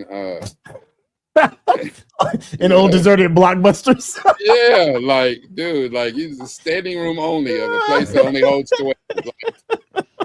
But people are showing up, and I don't know if it's like hate to watch the Titanic sink. It's like people showing up and cheering him on, and I think he's one of those people that, that coke is so pure, he can't tell that people are laughing, they're laughing at him, not with him. Like, it's bad. Bless his heart. All right, number 6 on our list. He said, let's go to number 6. F that dude. Wow. Number 6 on our list. We just brought it up, and we're right back to, damn near almost, which is crazy. And this shows you the power of this one individual. Eddie Murphy is so strong. Sugar Ray and Quick from Harlem Nights. Number 6. It beat out. Wait a second. Really? Yeah. It beat out Coming to America? It beat out Coming to America, and Eddie Murphy is Donkey and Shrek. Yeah. Wow. Sugar Ray and Quick. and Harlem Nights. Now that could be again. The people who took the survey might be from the culture, and they're like, this shit rings high with me. Better than Coming to America. And I love Harlem. Let me be clear. I love Harlem Nights. It's super classic. I think it's because you have, if you compare Eddie and Arsenio to Eddie and Richard Pryor, I mean, yeah. And even though you're talking about an elder statesman, Richard Pryor, who wasn't really. Oh, he was a fragment of who he used to be. Yeah, like he wasn't really bringing the funny in this. Like he would have done in, like, for instance, and they were on the list. Those movies Richard Pryor did with Gene Hackman, Silver Streak, and Hear No Evil, See No Evil, and like shit. Now that Richard Pryor. I don't know about that one, man. I feel like a hater because I feel that way, but I don't know about that, man. I voted for it. I voted for it too, but not to be better. And that's the thing too. That's about this weight not being, that means that at least got 1 or 2 more votes than what Coming to America got. That made me feel funny because I like that movie. But not in that way. I don't know. Yeah. Okay. Well, I mean, the list is the list, right? The list is the list. Like I said, this top 10 is the most solid. Now you can argue for order. But okay. All right. All right. Top 5. We are at the top 5. All right.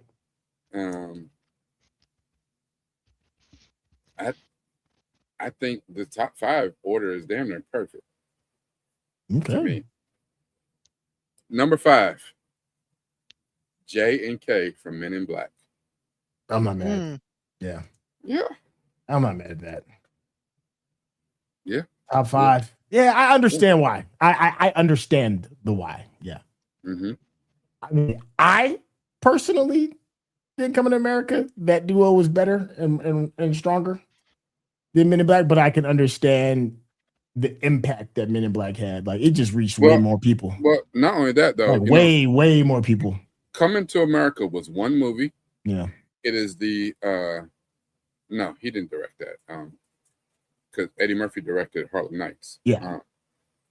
Coming to America was one movie, and then just recently they had a second movie that was god awful.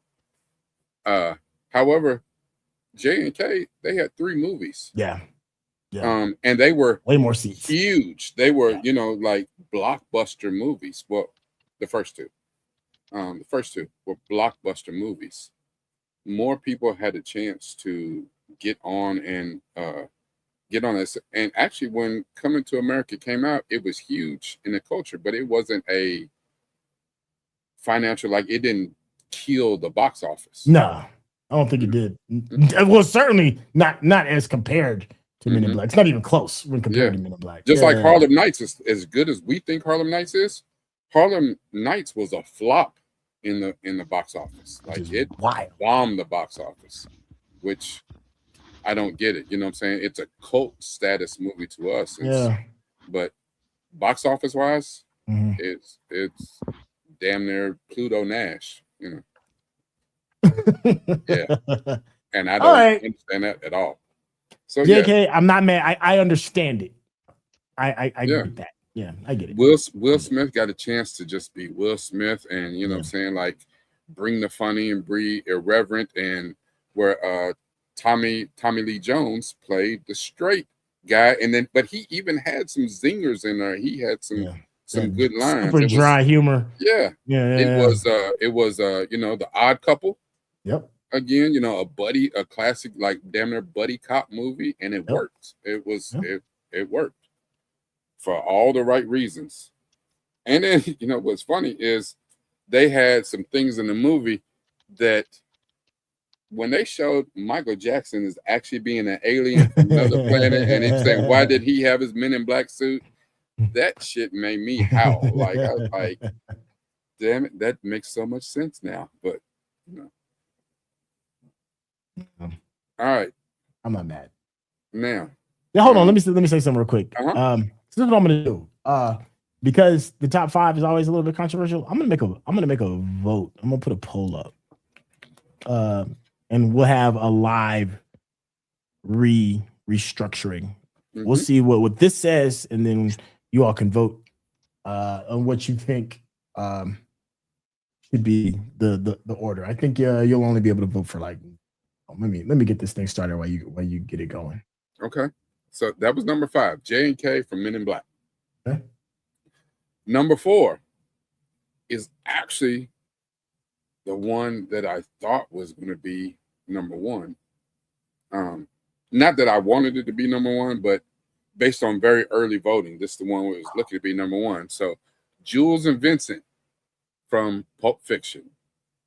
So the rebirth, the re-emergence of John Travolta and Samuel L. Jackson. Pulp Fiction came in number 4. I definitely get it. I definitely get that. I'm not mad at it. Yeah. That's super iconic. Yeah. Super iconic. Yeah. Only thing I ask is I get my wallet out of there. Well, how I know which one is your wallet? The one that says bad motherfucker on it.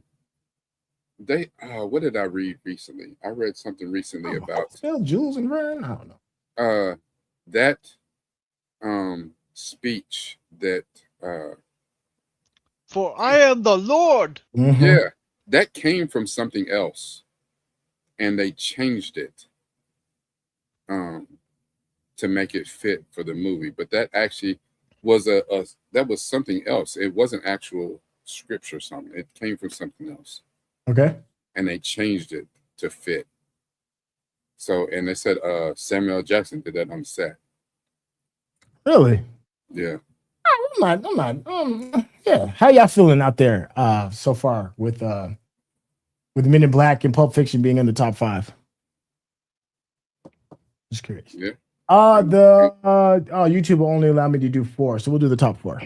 Okay. All right. So we got Jules and Vincent for Pulp Fiction. Let's go back. Let's visit back. So we said J&K was number 5, Men in Black. Well, let's see. Good old, one of the reasons why he was one of the most bankable stars of the 90s and at one time was the highest paid actor in Hollywood, Martin Lawrence, comes in at number 3 as Mike Lowry and Marcus Burnett. Hey, yeah. Well, yeah, Mike Lowry and Marcus. Mike Lowry. Yeah. Mike Lowry. Okay, Bad Boys. All right. I definitely, I'm cool with that. I'm all the way cool with that. The crazy thing is Bad Boys 2 is what really set that off. Bad Boys 2 is an epic blockbuster movie. Bad Boys, the first movie, is highly underrated, but it was great. As a matter of fact, it's only because of that first Bad Boys movie that set him on the action thing, because it was after the director saw him in Bad Boys that he's like, I want that guy for a little space movie I'm doing called Independence Day. He got Independence Day because of Bad Boys. Bad Boys, yeah. And because nobody thought that Will Smith, the Fresh Prince off TV, he can't do movies. And then he did 6 Degrees of Separation. And it was like, no. I guess got to sit up and cook a little bit longer. And then, but they liked his attitude and his charisma and his work ethic. And he landed Bad Boys. But because of Bad Boys, that shot him off on the trajectory that he got. Once Independence Day hit, it was a wrap. Yeah, he was Big Willie after that. Yeah, I mean, then you think about Independence Day, Men in Black. I mean, he had a long slew of hits. He was damn near Neo. Yeah, but he said, I don't get it. I don't understand it. So I'm gonna go off and do this other movie called Wild Wild West. And he's like, oh shit, well, that can't all be gems now, can it, Turkish?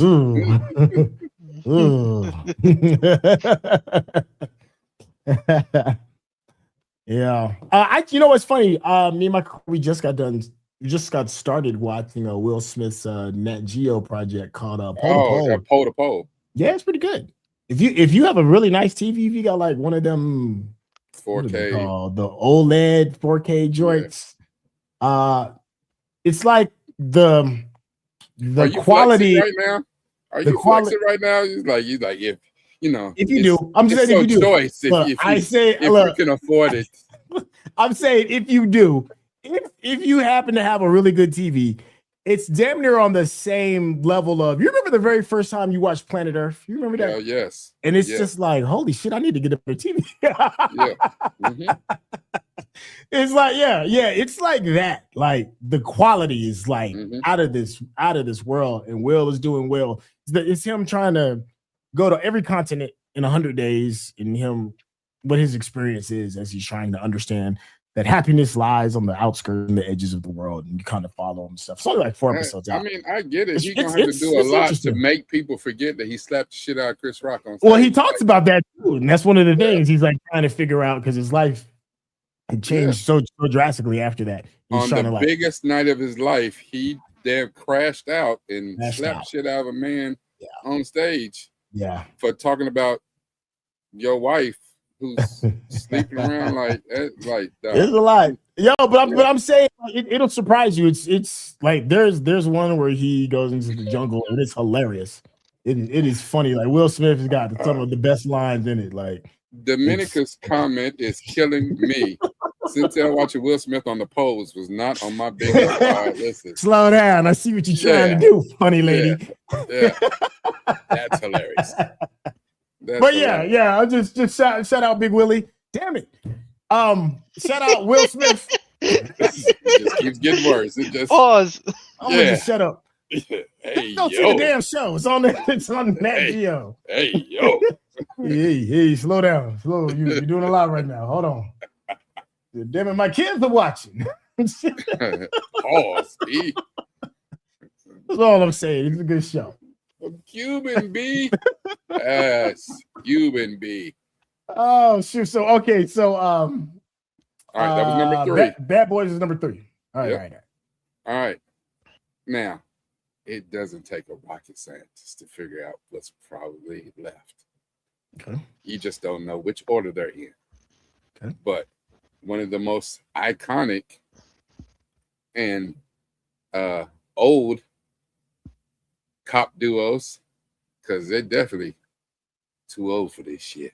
Yeah, I made it. Really? All right. Number 2 is Riggs and Murtaugh from Lethal Weapon. I'm not mad at that at all. I'm not mad at it.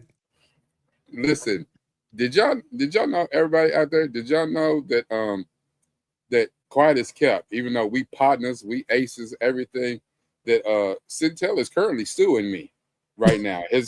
His lawyer is after me for me just gratuitously using his image on the flyers. Yes. For these defamation of character. Oh yeah, bastard. But he gave you that good shoulder work on the other one. Yeah. The shoulder work was respectable though. I'll give you that. No, that last one, you was Diesel though, dog. But yeah, he was Murtaugh this week. Yeah, he was too old for this shit. Yeah, and I got to be Riggs, which that didn't look that damn good either. But that damn AI. We already know what number 1 is though. All right, number 1 bullet. Yeah, we all know number 1 did. Yeah. All right. So Riggs and Murtaugh. Here's the interesting thing. Like, you remember when Lethal Weapon came out and everybody really loved Mel Gibson? Like, Mel Gibson had a run of movies. He was a heartthrob for a while. Maybe starting with Mad Max. Because the people, the first one was Mad Max. No, starting with the Road Warrior. Because Road Warrior was actually the second movie in the Mad Max series.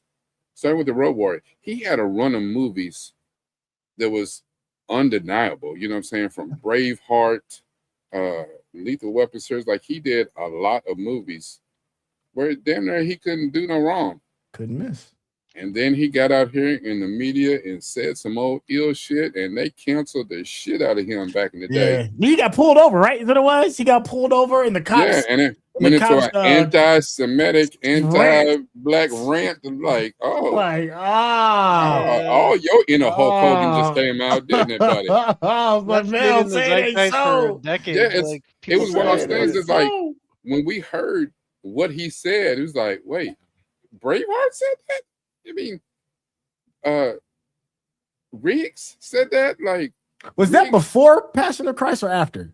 That was before After Passion of Passion. Christ. It was after Passion. After, because when he did Passion of Christ, like he damn near could have done anything Yeah, he wanted to. And people that's were why like- he probably said that. Because he's saying those anti-Semitic things, and you're like, wait, the same guy that did the Jesus movie? Yeah. Mm-hmm. Oh man, but that dude still find work though, which is crazy. That Well, yeah, work every year. He did a gig every year doing something. No, but he took a few years off though. He went into hiding for a little bit, took some time off, and then he came back where he was in some small projects. Like he was working like like Steven Seagal and some of the dudes are still working in foreign countries. You're right. Oh yeah, he took a minute off. He took a 5-year break. Yeah.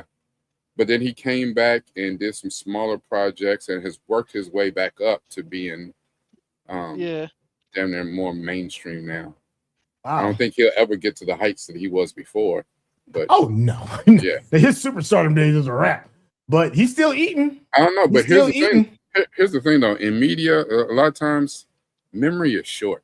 You think especially with media nowadays, we remember what you did forever. But a lot of times, depending on how much people love you, memory is short. Yeah. They're doing Lethal Weapon 5 next year. Why? I don't understand. Like, is it like, are they racing to the funeral home? Like, but we talked about this earlier though. It's like, saying some of these movies, like, it's a terrible idea. Yeah.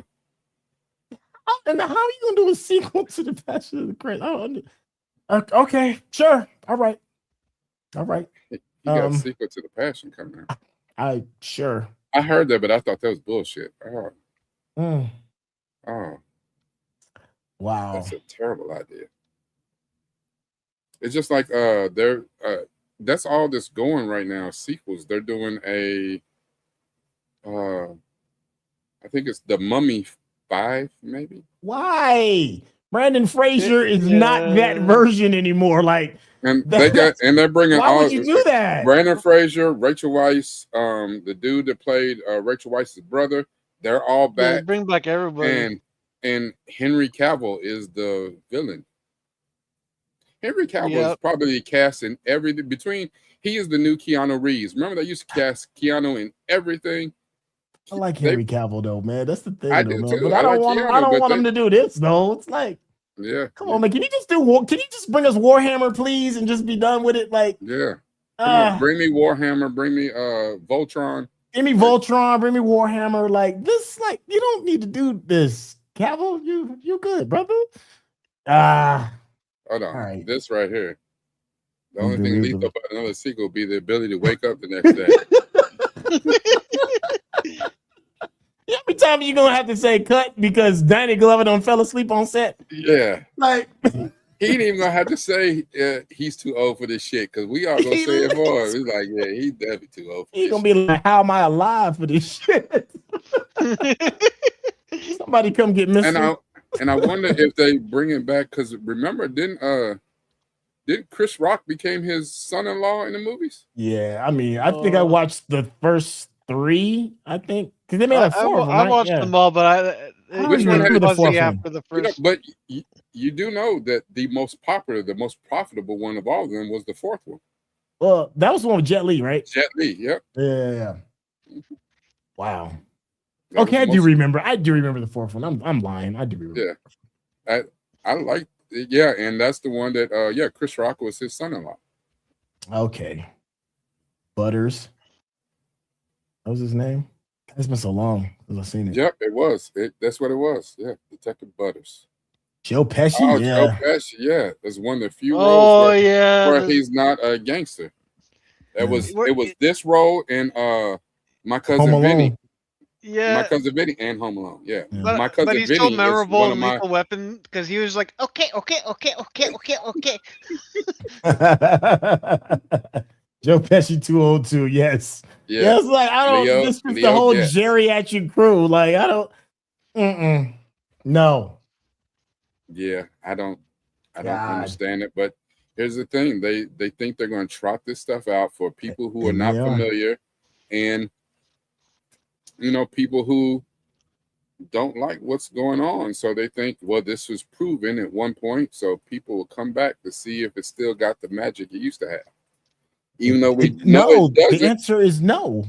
No. Yeah, but are they really banking on it becoming $1 billion franchise? Or are they like, listen, we're gonna put bare minimum into this. We don't have to do as much advertising because you already know, and we can still get a bankable amount of money out of this. That should sound like a straight to Netflix movie. That's what it sounds like to me. This what it sounds like. Yeah, straight. It's gonna be. It's the same reason why we didn't want them to do another Coming to America. People begged them, do not do another Coming to America. Yeah. Why would you retread those tires? Just let it be. And then they did a second one, and it was as bad as we thought it would be. Yeah, Lethal Wednesday. Only thing's gonna be lethal is when they mix up they little pills and that little pill thing that says this we're supposed to take on Monday. Like, oh shit! And then when they cutting old man farts on set, that's gonna be lethal. Danny Glover gonna need somebody to change his depends. Yeah, lethal. Directed to me. Exactly. Mikey's coming too. Next, we're gonna get twins too. Oh God, no! Oh gosh. All right, so let's go ahead and we all know what it is. Let's go ahead and do number one. Yep. And number one was actually, and deservedly so. Yeah, it was Gary and Wyatt from Weird Science. I'll snap the issue. I couldn't think of nothing. I had to click over the list right quick. Like, hold on, let me throw some bullshit out here. You know what number one was. Y'all know what number one was. The best duo as voted by all the people on the list. Yep. Carter and Lee from the Rush Hour series. All right. I'm putting the poll up right now for the top four. Yes. So y'all vote for the real top four between Pulp Fiction, Bad Boys, Chris Tucker, and Jackie Chan. Yeah, of course. Deservedly so. There's no argument whatsoever. I mean, so my duo didn't even come close. I knew it. Oh, hold on. What was your duo? I forgot their names. Give me a second. I'm gonna look up the list. I mean, it's perfect. I mean, they're funny as hell. It's iconic. It made dumb amounts of money, just insane dumb amounts of money. It checks all the boxes. If I'm gonna guess what Frank's duo is. I think you know it. My guess is that it was hold on, where is it? Harry Lockhart and Gay Perry from Kiss Kiss Bang Bang. No. Hey. It's where is it? I had it a second ago. Dave Lyons and Wally Carew from See No Evil, Hear No Evil. Oh yeah. Oh man, yes. That was a legendary movie. Richard Pryor and Gene Wilder. Yeah. Yes. They had my sides in pain like from beginning to end. Oh yeah, because that movie is hilarious. Now here's the thing that's interesting. Before we jump back into talking about number one, here's the hold on. Let me put this list up so that everybody can see it. Just so you know, the poll. I think the poll is only on the PC version. I don't know. The last time it didn't go to PC and mobile. It only went just to the PC. YouTube's changed it up some. So if you wanted to vote, you gotta go on PC. All right. So looking at the list. So real quick rundown. So we had Nice Guys, the other guys. Altered Carbon, which I enjoyed the shit out of that series. I like it. That did get a vote. Again, Will Smith and what's dude's name? Joel Edgerton in Bright. Yeah. Sing and Bone from Kung Fu Hustle. I loved them. Yeah. Man, they were so funny. Yeah, so they got my vote. So yeah, that 10%, that's one of them's mine. Weird Science, The Rock and Sean William Scott in The Rundown. I thought about that in a minute. Robert De Niro and Charles Grodin in Midnight Run. Val Kilmer and Robert Downey Jr. in Kiss Kiss Bang Bang. Mr. and Mrs. Smith. So I'm surprised that didn't get more. Yeah, Brad Pitt and Angelina. What's her name? Gina. what is her name? Mitch Hennessy was Samuel L. Jackson, but the long kiss goodnight. Samuel L. Jackson and Bruce Willis in Die Hard with a Vengeance. So we saw that. American Me. Yeah. Blood In, Blood Out. Blood Out. Yeah. Selena. J-Lo movie though. So a newer movie, just to keep it, Drew and Alyssa from One of Those Days. Surprisingly fun. Surprisingly fun. There was a vote right there for Kid and Apollonia, Purple Rain. Yeah. Your classic love movie, Sid and Dre from Brown Sugar, Darius and Nina from Love Jones. I voted for Love Jones. That was one of the ones that got that in there. So there it is. Somebody put that in there. Was it on there? But yes, Sylvester Stallone and Wesley Snipes, Demolition Man. What is her name? I don't know why I'm drawing a blank right now, but I know it's Stacey Dash and Silverstone, Alicia. Alicia Silverstone. Yeah. Clueless. Kid and Play House Party. What's her name that played Mary J in the tour? Sam Raimi. Kirsten Dunst? Spider-Man. Kirsten Dunst. And what is wrong with Gabrielle Union? No, it's the other girl that was. Shit. What? Bring it on. Damn it. Julius and Vincent Benedict. So yeah, I get Danny DeVito and Arnold Schwarzenegger and twins. That 5% is me. Okay. You had Black Panther. You had Pretty Woman. Richard Gere and Julia Roberts. Yeah, got none. I figured that would have gotten at least one. Bobby De Niro and Joe Pesci. Sam Ace Rothstein and Nikki Santoro. That was great. Man, Casino was good. Got a vote. Wow. Also, a vote for Al Pacino and Robert De Niro from Heat. Wow, only one vote. Steve Martin, got 20. Steve Martin and John Candy from Planes, Trains, and Automobiles. None. I thought this would have got more. Simon Pegg and what is his partner? Nick Frost from Hot Fuzz. Again, Eddie Murphy and Martin Lawrence from Life. So you got them from Coming to America. You got Eddie Murphy and Dan Aykroyd from Trading Places. No votes. Eddie Murphy and Nick Nolte from 48 Hours. Butch at Sundance. Wayne and Garth from Wayne's World. Schmidt and Jenko. So Jonah Hill and Channing Tatum from 21 Jump Street. As a matter of fact, we still need to watch 22 Jump Street. Yeah. Because 22 Jump Street had one of the funniest damn scenes in both those movies. I can't tell you what it is. Okay. But every time, still to this day, when I see that scene, it makes my side hurt. I laugh so goddamn much. It's almost as finger popping. Y'all out there finger popping each other. Yo, that's right. Okay. All right. Joe Hallenbeck, Jimmy Dix. So you got Damon Wayans and Bruce Willis in The Last Boy Scout. I love that. I'm surprised that got any votes, honestly. Yeah, I didn't vote for that, but I love that movie. Okay. Damn, Billy Blanks, it's crashed the fuck out in the beginning of that movie. The Wayans brothers and White Chicks. I thought that would have gotten a vote. Did not. Yeah, didn't. The Avatar movies. So Avatar got a vote. Look at that. Yeah, got a vote. Yeah, just like Jack and Rose from Titanic got a vote. Danny Ocean and Rusty Ryan. So Brad Pitt and George Clooney from Ocean's 11, but the Ocean series. RDJ and Jude Law from Sherlock Holmes. I wasn't mad at that. Chris Hemsworth and Tom Hiddleston from Thor: The Dark World. I actually voted for this because I love this damn movie. How High? So Red Man and Method Man. It was funny to me. I love that. I thought it was a good movie.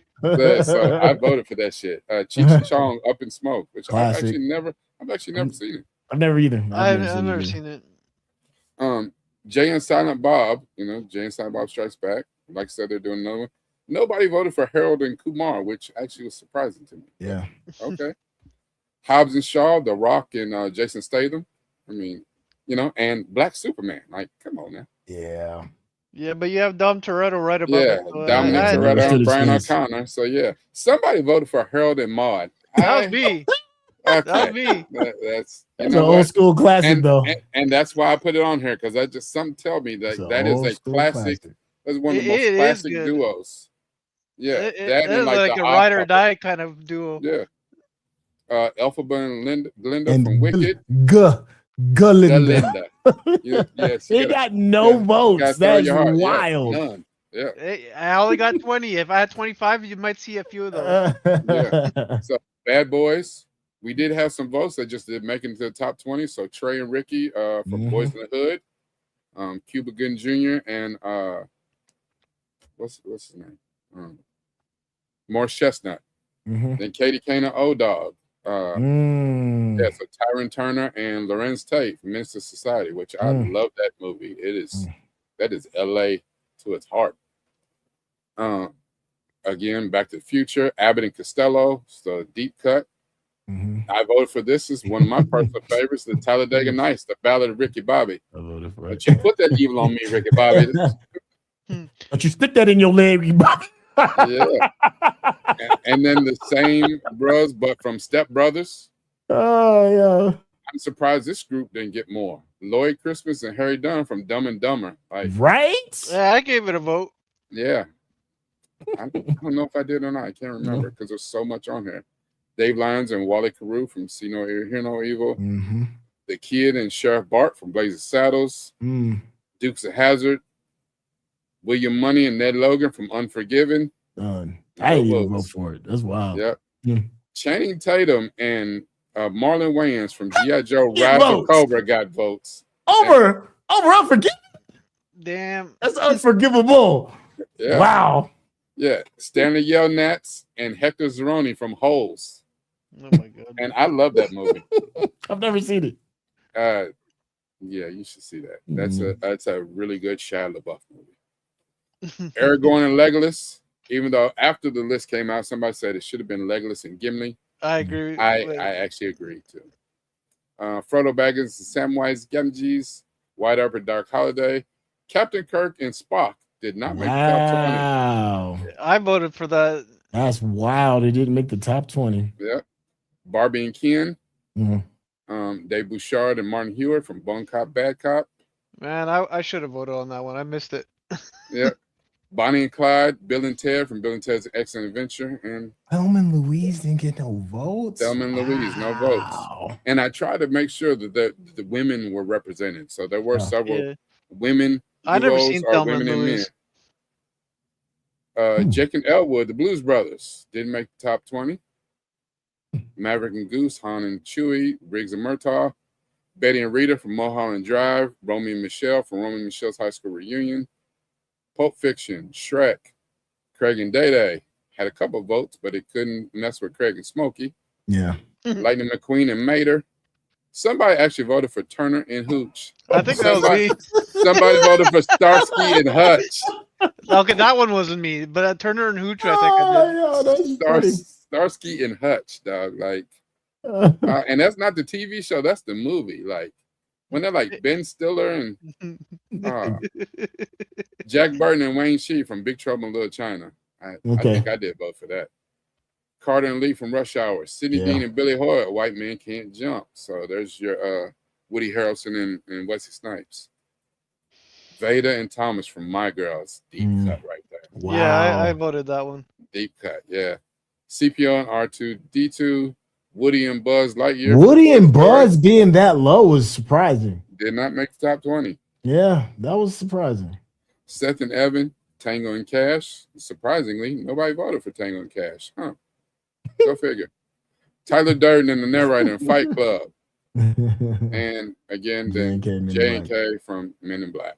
So that is our list. So what is the results of that poll? Let's wait a couple more minutes. Right now we only got a few voters. Vote the real top 4. Right now, Rush Hour is number 1 with a bullet. Just click the poll real quick. Wait a minute. Hold on. Let me just explain how'd you miss putting Trading Place on the list slowly and clearly.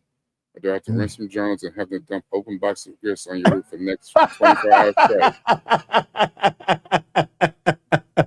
Nah, that just... Hey, that's funny to me. the level of disrespect is just...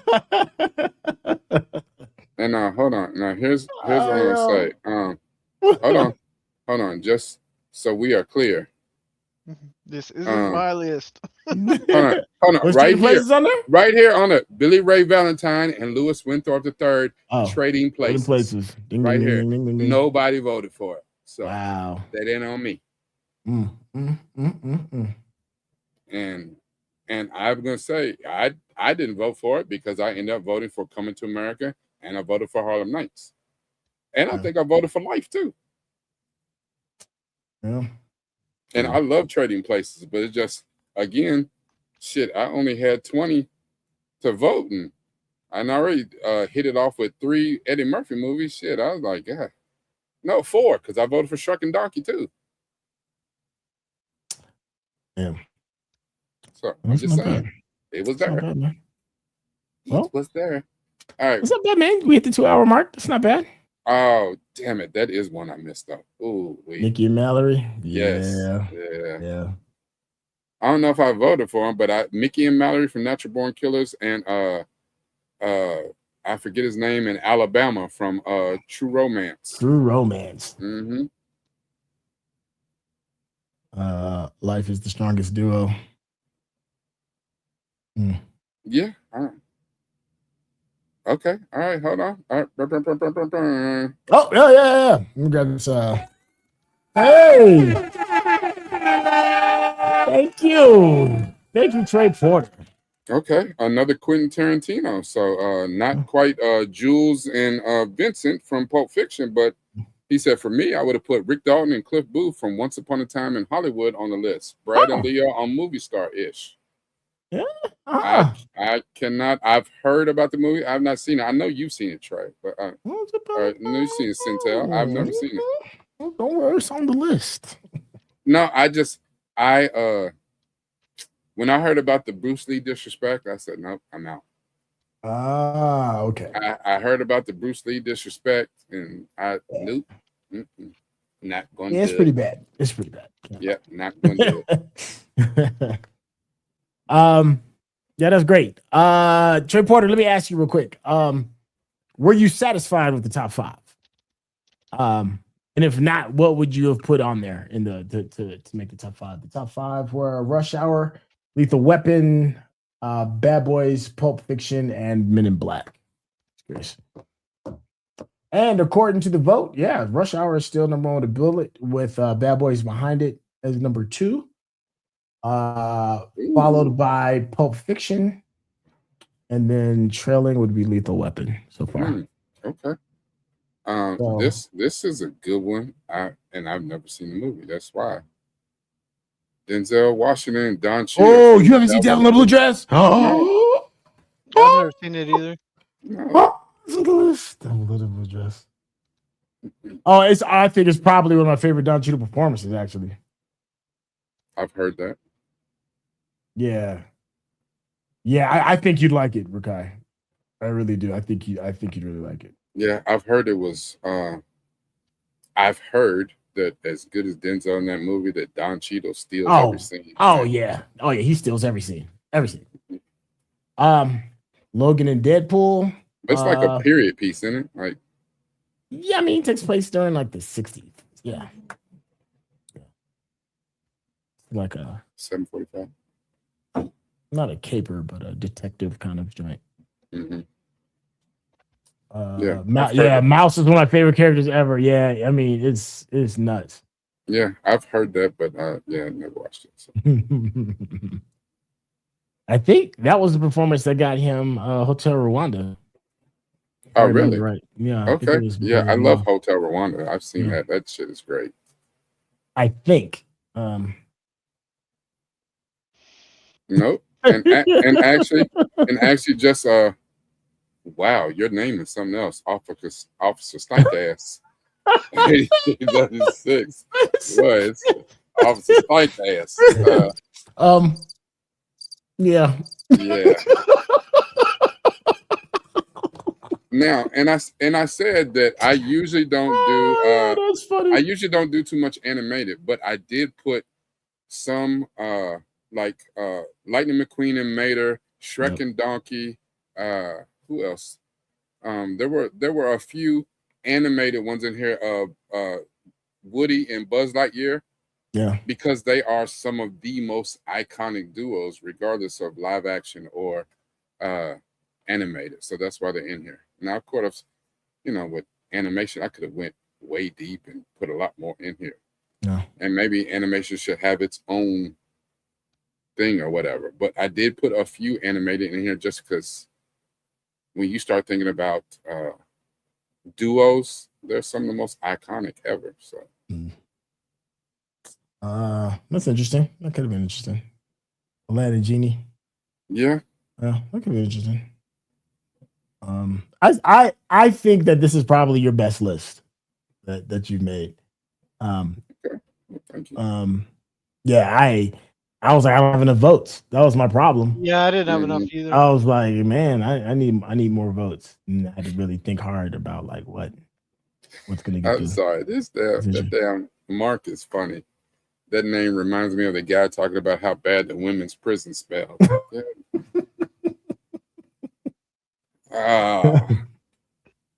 I think they're only reading the mobile comments. No, we should be getting them all. Yeah, we should be getting them all. Yeah. Listen, Patrick McGeehan said, I wish they'd give Martin Lawrence and Eddie Murphy a show with them from the movie Life, but when they got old, the upper room. Yeah, that actually would have been a great show, or even show a lot of how they were able to stay out on the run. So after they got out, they faked their death. How did like the adventures that they had to stay out and stay on the run? Like that would have been funny. I didn't put that in there only because the TV show is what's iconic. Yes, they did a movie. The movie's actually not bad. Have you rewatched it? It's not Colin Farrell and Jamie Foxx. Yeah, it's not as bad as I remembered. I remember when it came out, and I was like, and then I rewatched it. And I was now like, they're already redoing it. Yeah. So now they're making a new Miami Vice that's going to be set in the 80s during the Miami Vice time with Reggae Page. No, it's Austin Butler is Sonny Crockett. Okay. And Tubbs is Michael B. Jordan. Oh. I mean, Austin Butler and Michael B. Jordan. Oh, they're gonna make a buttload of money. Exactly. That's straight to the bank. Mm-hmm. Wow. So okay. all right. Now this is a personal like. I love Matt and Trey, so the South Park dudes. So yes, I've seen Basketball. I've seen Orgasmo. Team America, World Police, like South Park, Bigger, Longer, Uncut. Yeah, so I've seen even their long forgotten Cannibal Holocaust, the musical. I've never seen that one. I've not seen that one. And what's the play the play that was like the first one that they did? Yeah. Well, then the Book of Mormon. I've never seen that either. Cannibal. Okay. All right. Yeah, that was the first thing they did at Cannibal Holocaust. That was the first one they did. Of course. Why wouldn't they have done Cannibal Holocaust? I'm actually ashamed of myself for thinking they wouldn't do something. So they're probably trying to capitalize on GTA 6 vibes with that Miami Vice show. Well, I mean, hell, the whole thing, Vice City was basically giving all the best and worst parts of the cocaine 80s in Miami. You had the Griselda and the all that stuff that was going on down there. Hell, the whole Scarface movie. Yeah. Put it into a video game. So it worked. And now that the game is about to be re-released in all of its 4K glory, or not re-released, but a new version, GTA 6. Yeah, they're gonna cash in on that. Absolutely. Here's one we did the review of this because did we do the review of this? No, we didn't do the review of this. I haven't seen Two Guns. Two Guns? Yeah, I think Mark Wahlberg. I I think Talk I've Denzel seen that. Washington into that is beyond What me. was that movie that we did a review of? Oh, The Way of the Gun. That's Way what of we the did. gun. Yeah. Yeah. Super deep cut. Mhm. Eric, I know we was talking earlier that we was gonna Yeah. try and keep it like right about 2 hours. We're at Yeah. 2:19. Listen, you hit the nail on the head because I was just about to. Now it's time to say goodbye to. Listen. So again, thank everyone for coming out. Make sure that you hit my socials, hit Centel's socials. When you see the Ooh. come on. All right, come on. Ooh, that's a good question too. That's good. Y'all throw that out there. Yeah. Smoking Stack. So good. It's up for an Oscar, actually. You know, and it's interesting how this is one of my favorite movies, and I did not put it on the list. I probably should have, because you know, if you put Tyler Durden in narrator, Smoking Stack should definitely been on the list. So, like I said, this list is not a perfect list by any means at all. And there were some things that were missed, maybe some for the better. It definitely could have replaced a few things on this list, but that would have just made it harder to find that top 20. It definitely, I think that's one of these entries that if it was on the list, it may have changed the outcome of this list in a few places. Don't know where. And I'm not saying that Smoking Stack would have been in the top 5, maybe not even top 10, but I think it would have been the top 20 though. Yeah, probably. I think probably. I'd even go as far as to say just because of recency bias, it made the top 10. Yeah, that's what I was going to say. Recency bias. So it probably have pushed a few things in the top 10 down a little bit. Hey, the poll, it's neck and neck. Somebody can go there and break the poll. Right now, Rush Hour is still holding it down, but now it's a tie between Pulp Fiction and Bad Boys. So just a heads up. All right. Well, thank you, Trey Porter. Make sure that whenever you see the flyer for next week's show, which should be equally interesting. We're still working on a few kinks, and we're going to actually try to change the format of the show just a little bit because we want to do it in a way to get you guys more involved. We thank you so much for being so active in the chat. AC Lamato, thank you for showing up. He always comes with some wild shit. Hey, I know. You never know what you're gonna get from me. Yeah, got in a little bit late today, so it's all right. It's all right. Glad to have you, though. We're glad to have you. Yeah. So, but again, thank you for coming out. Most definitely, Frank. You got any parting words? No. I think this was a very satisfying list for the most part. Only a couple I wish we were on it, but like would have made the top 20. But otherwise, I'm good. Yeah, like I said, I said from the outright, one of the ones that I voted for and definitely wanted to be in the top 20 did not even make it. That's Detective Hoyts and Gamma from the other guys. I think they deserve. I'm surprised. Yes. God damn it, I'm a peacock. You gotta let me fly.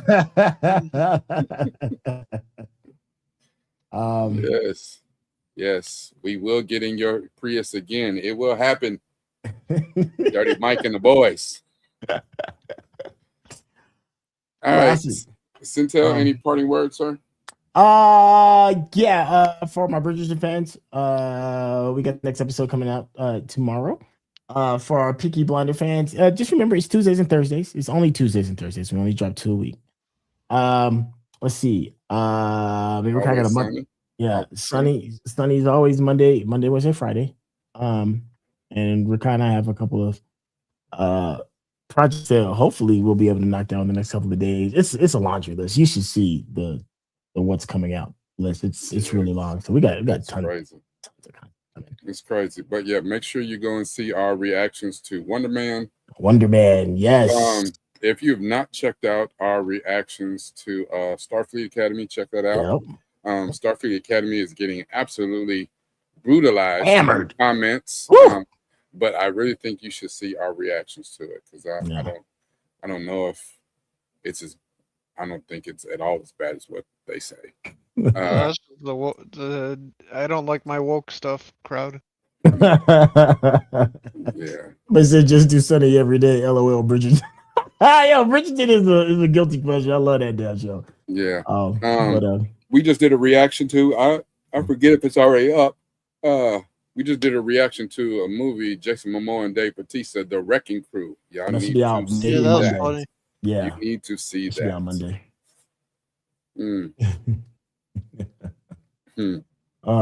Well, there you go, Clan. Yeah, they can't all be gems, can they? They can't all be gems now, can they? Yeah. Yeah, they said the final vote count is 15 and Rush Hour. Wow, we have a new tie. We have a tie between Bad Boys and Rush Hour. Look at that. That's crazy. Okay. And then Pulp Fiction coming in third and Lethal Weapon. That's nuts. Okay.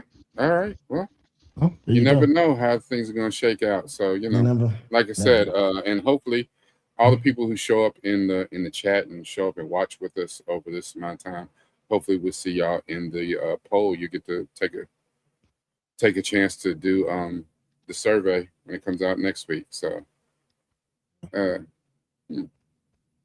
see Lamato. I see what you're saying. I see what you're putting down. So all right. Thank you for everybody. Yeah, we out of here. Thank y'all. See y'all next week. See you.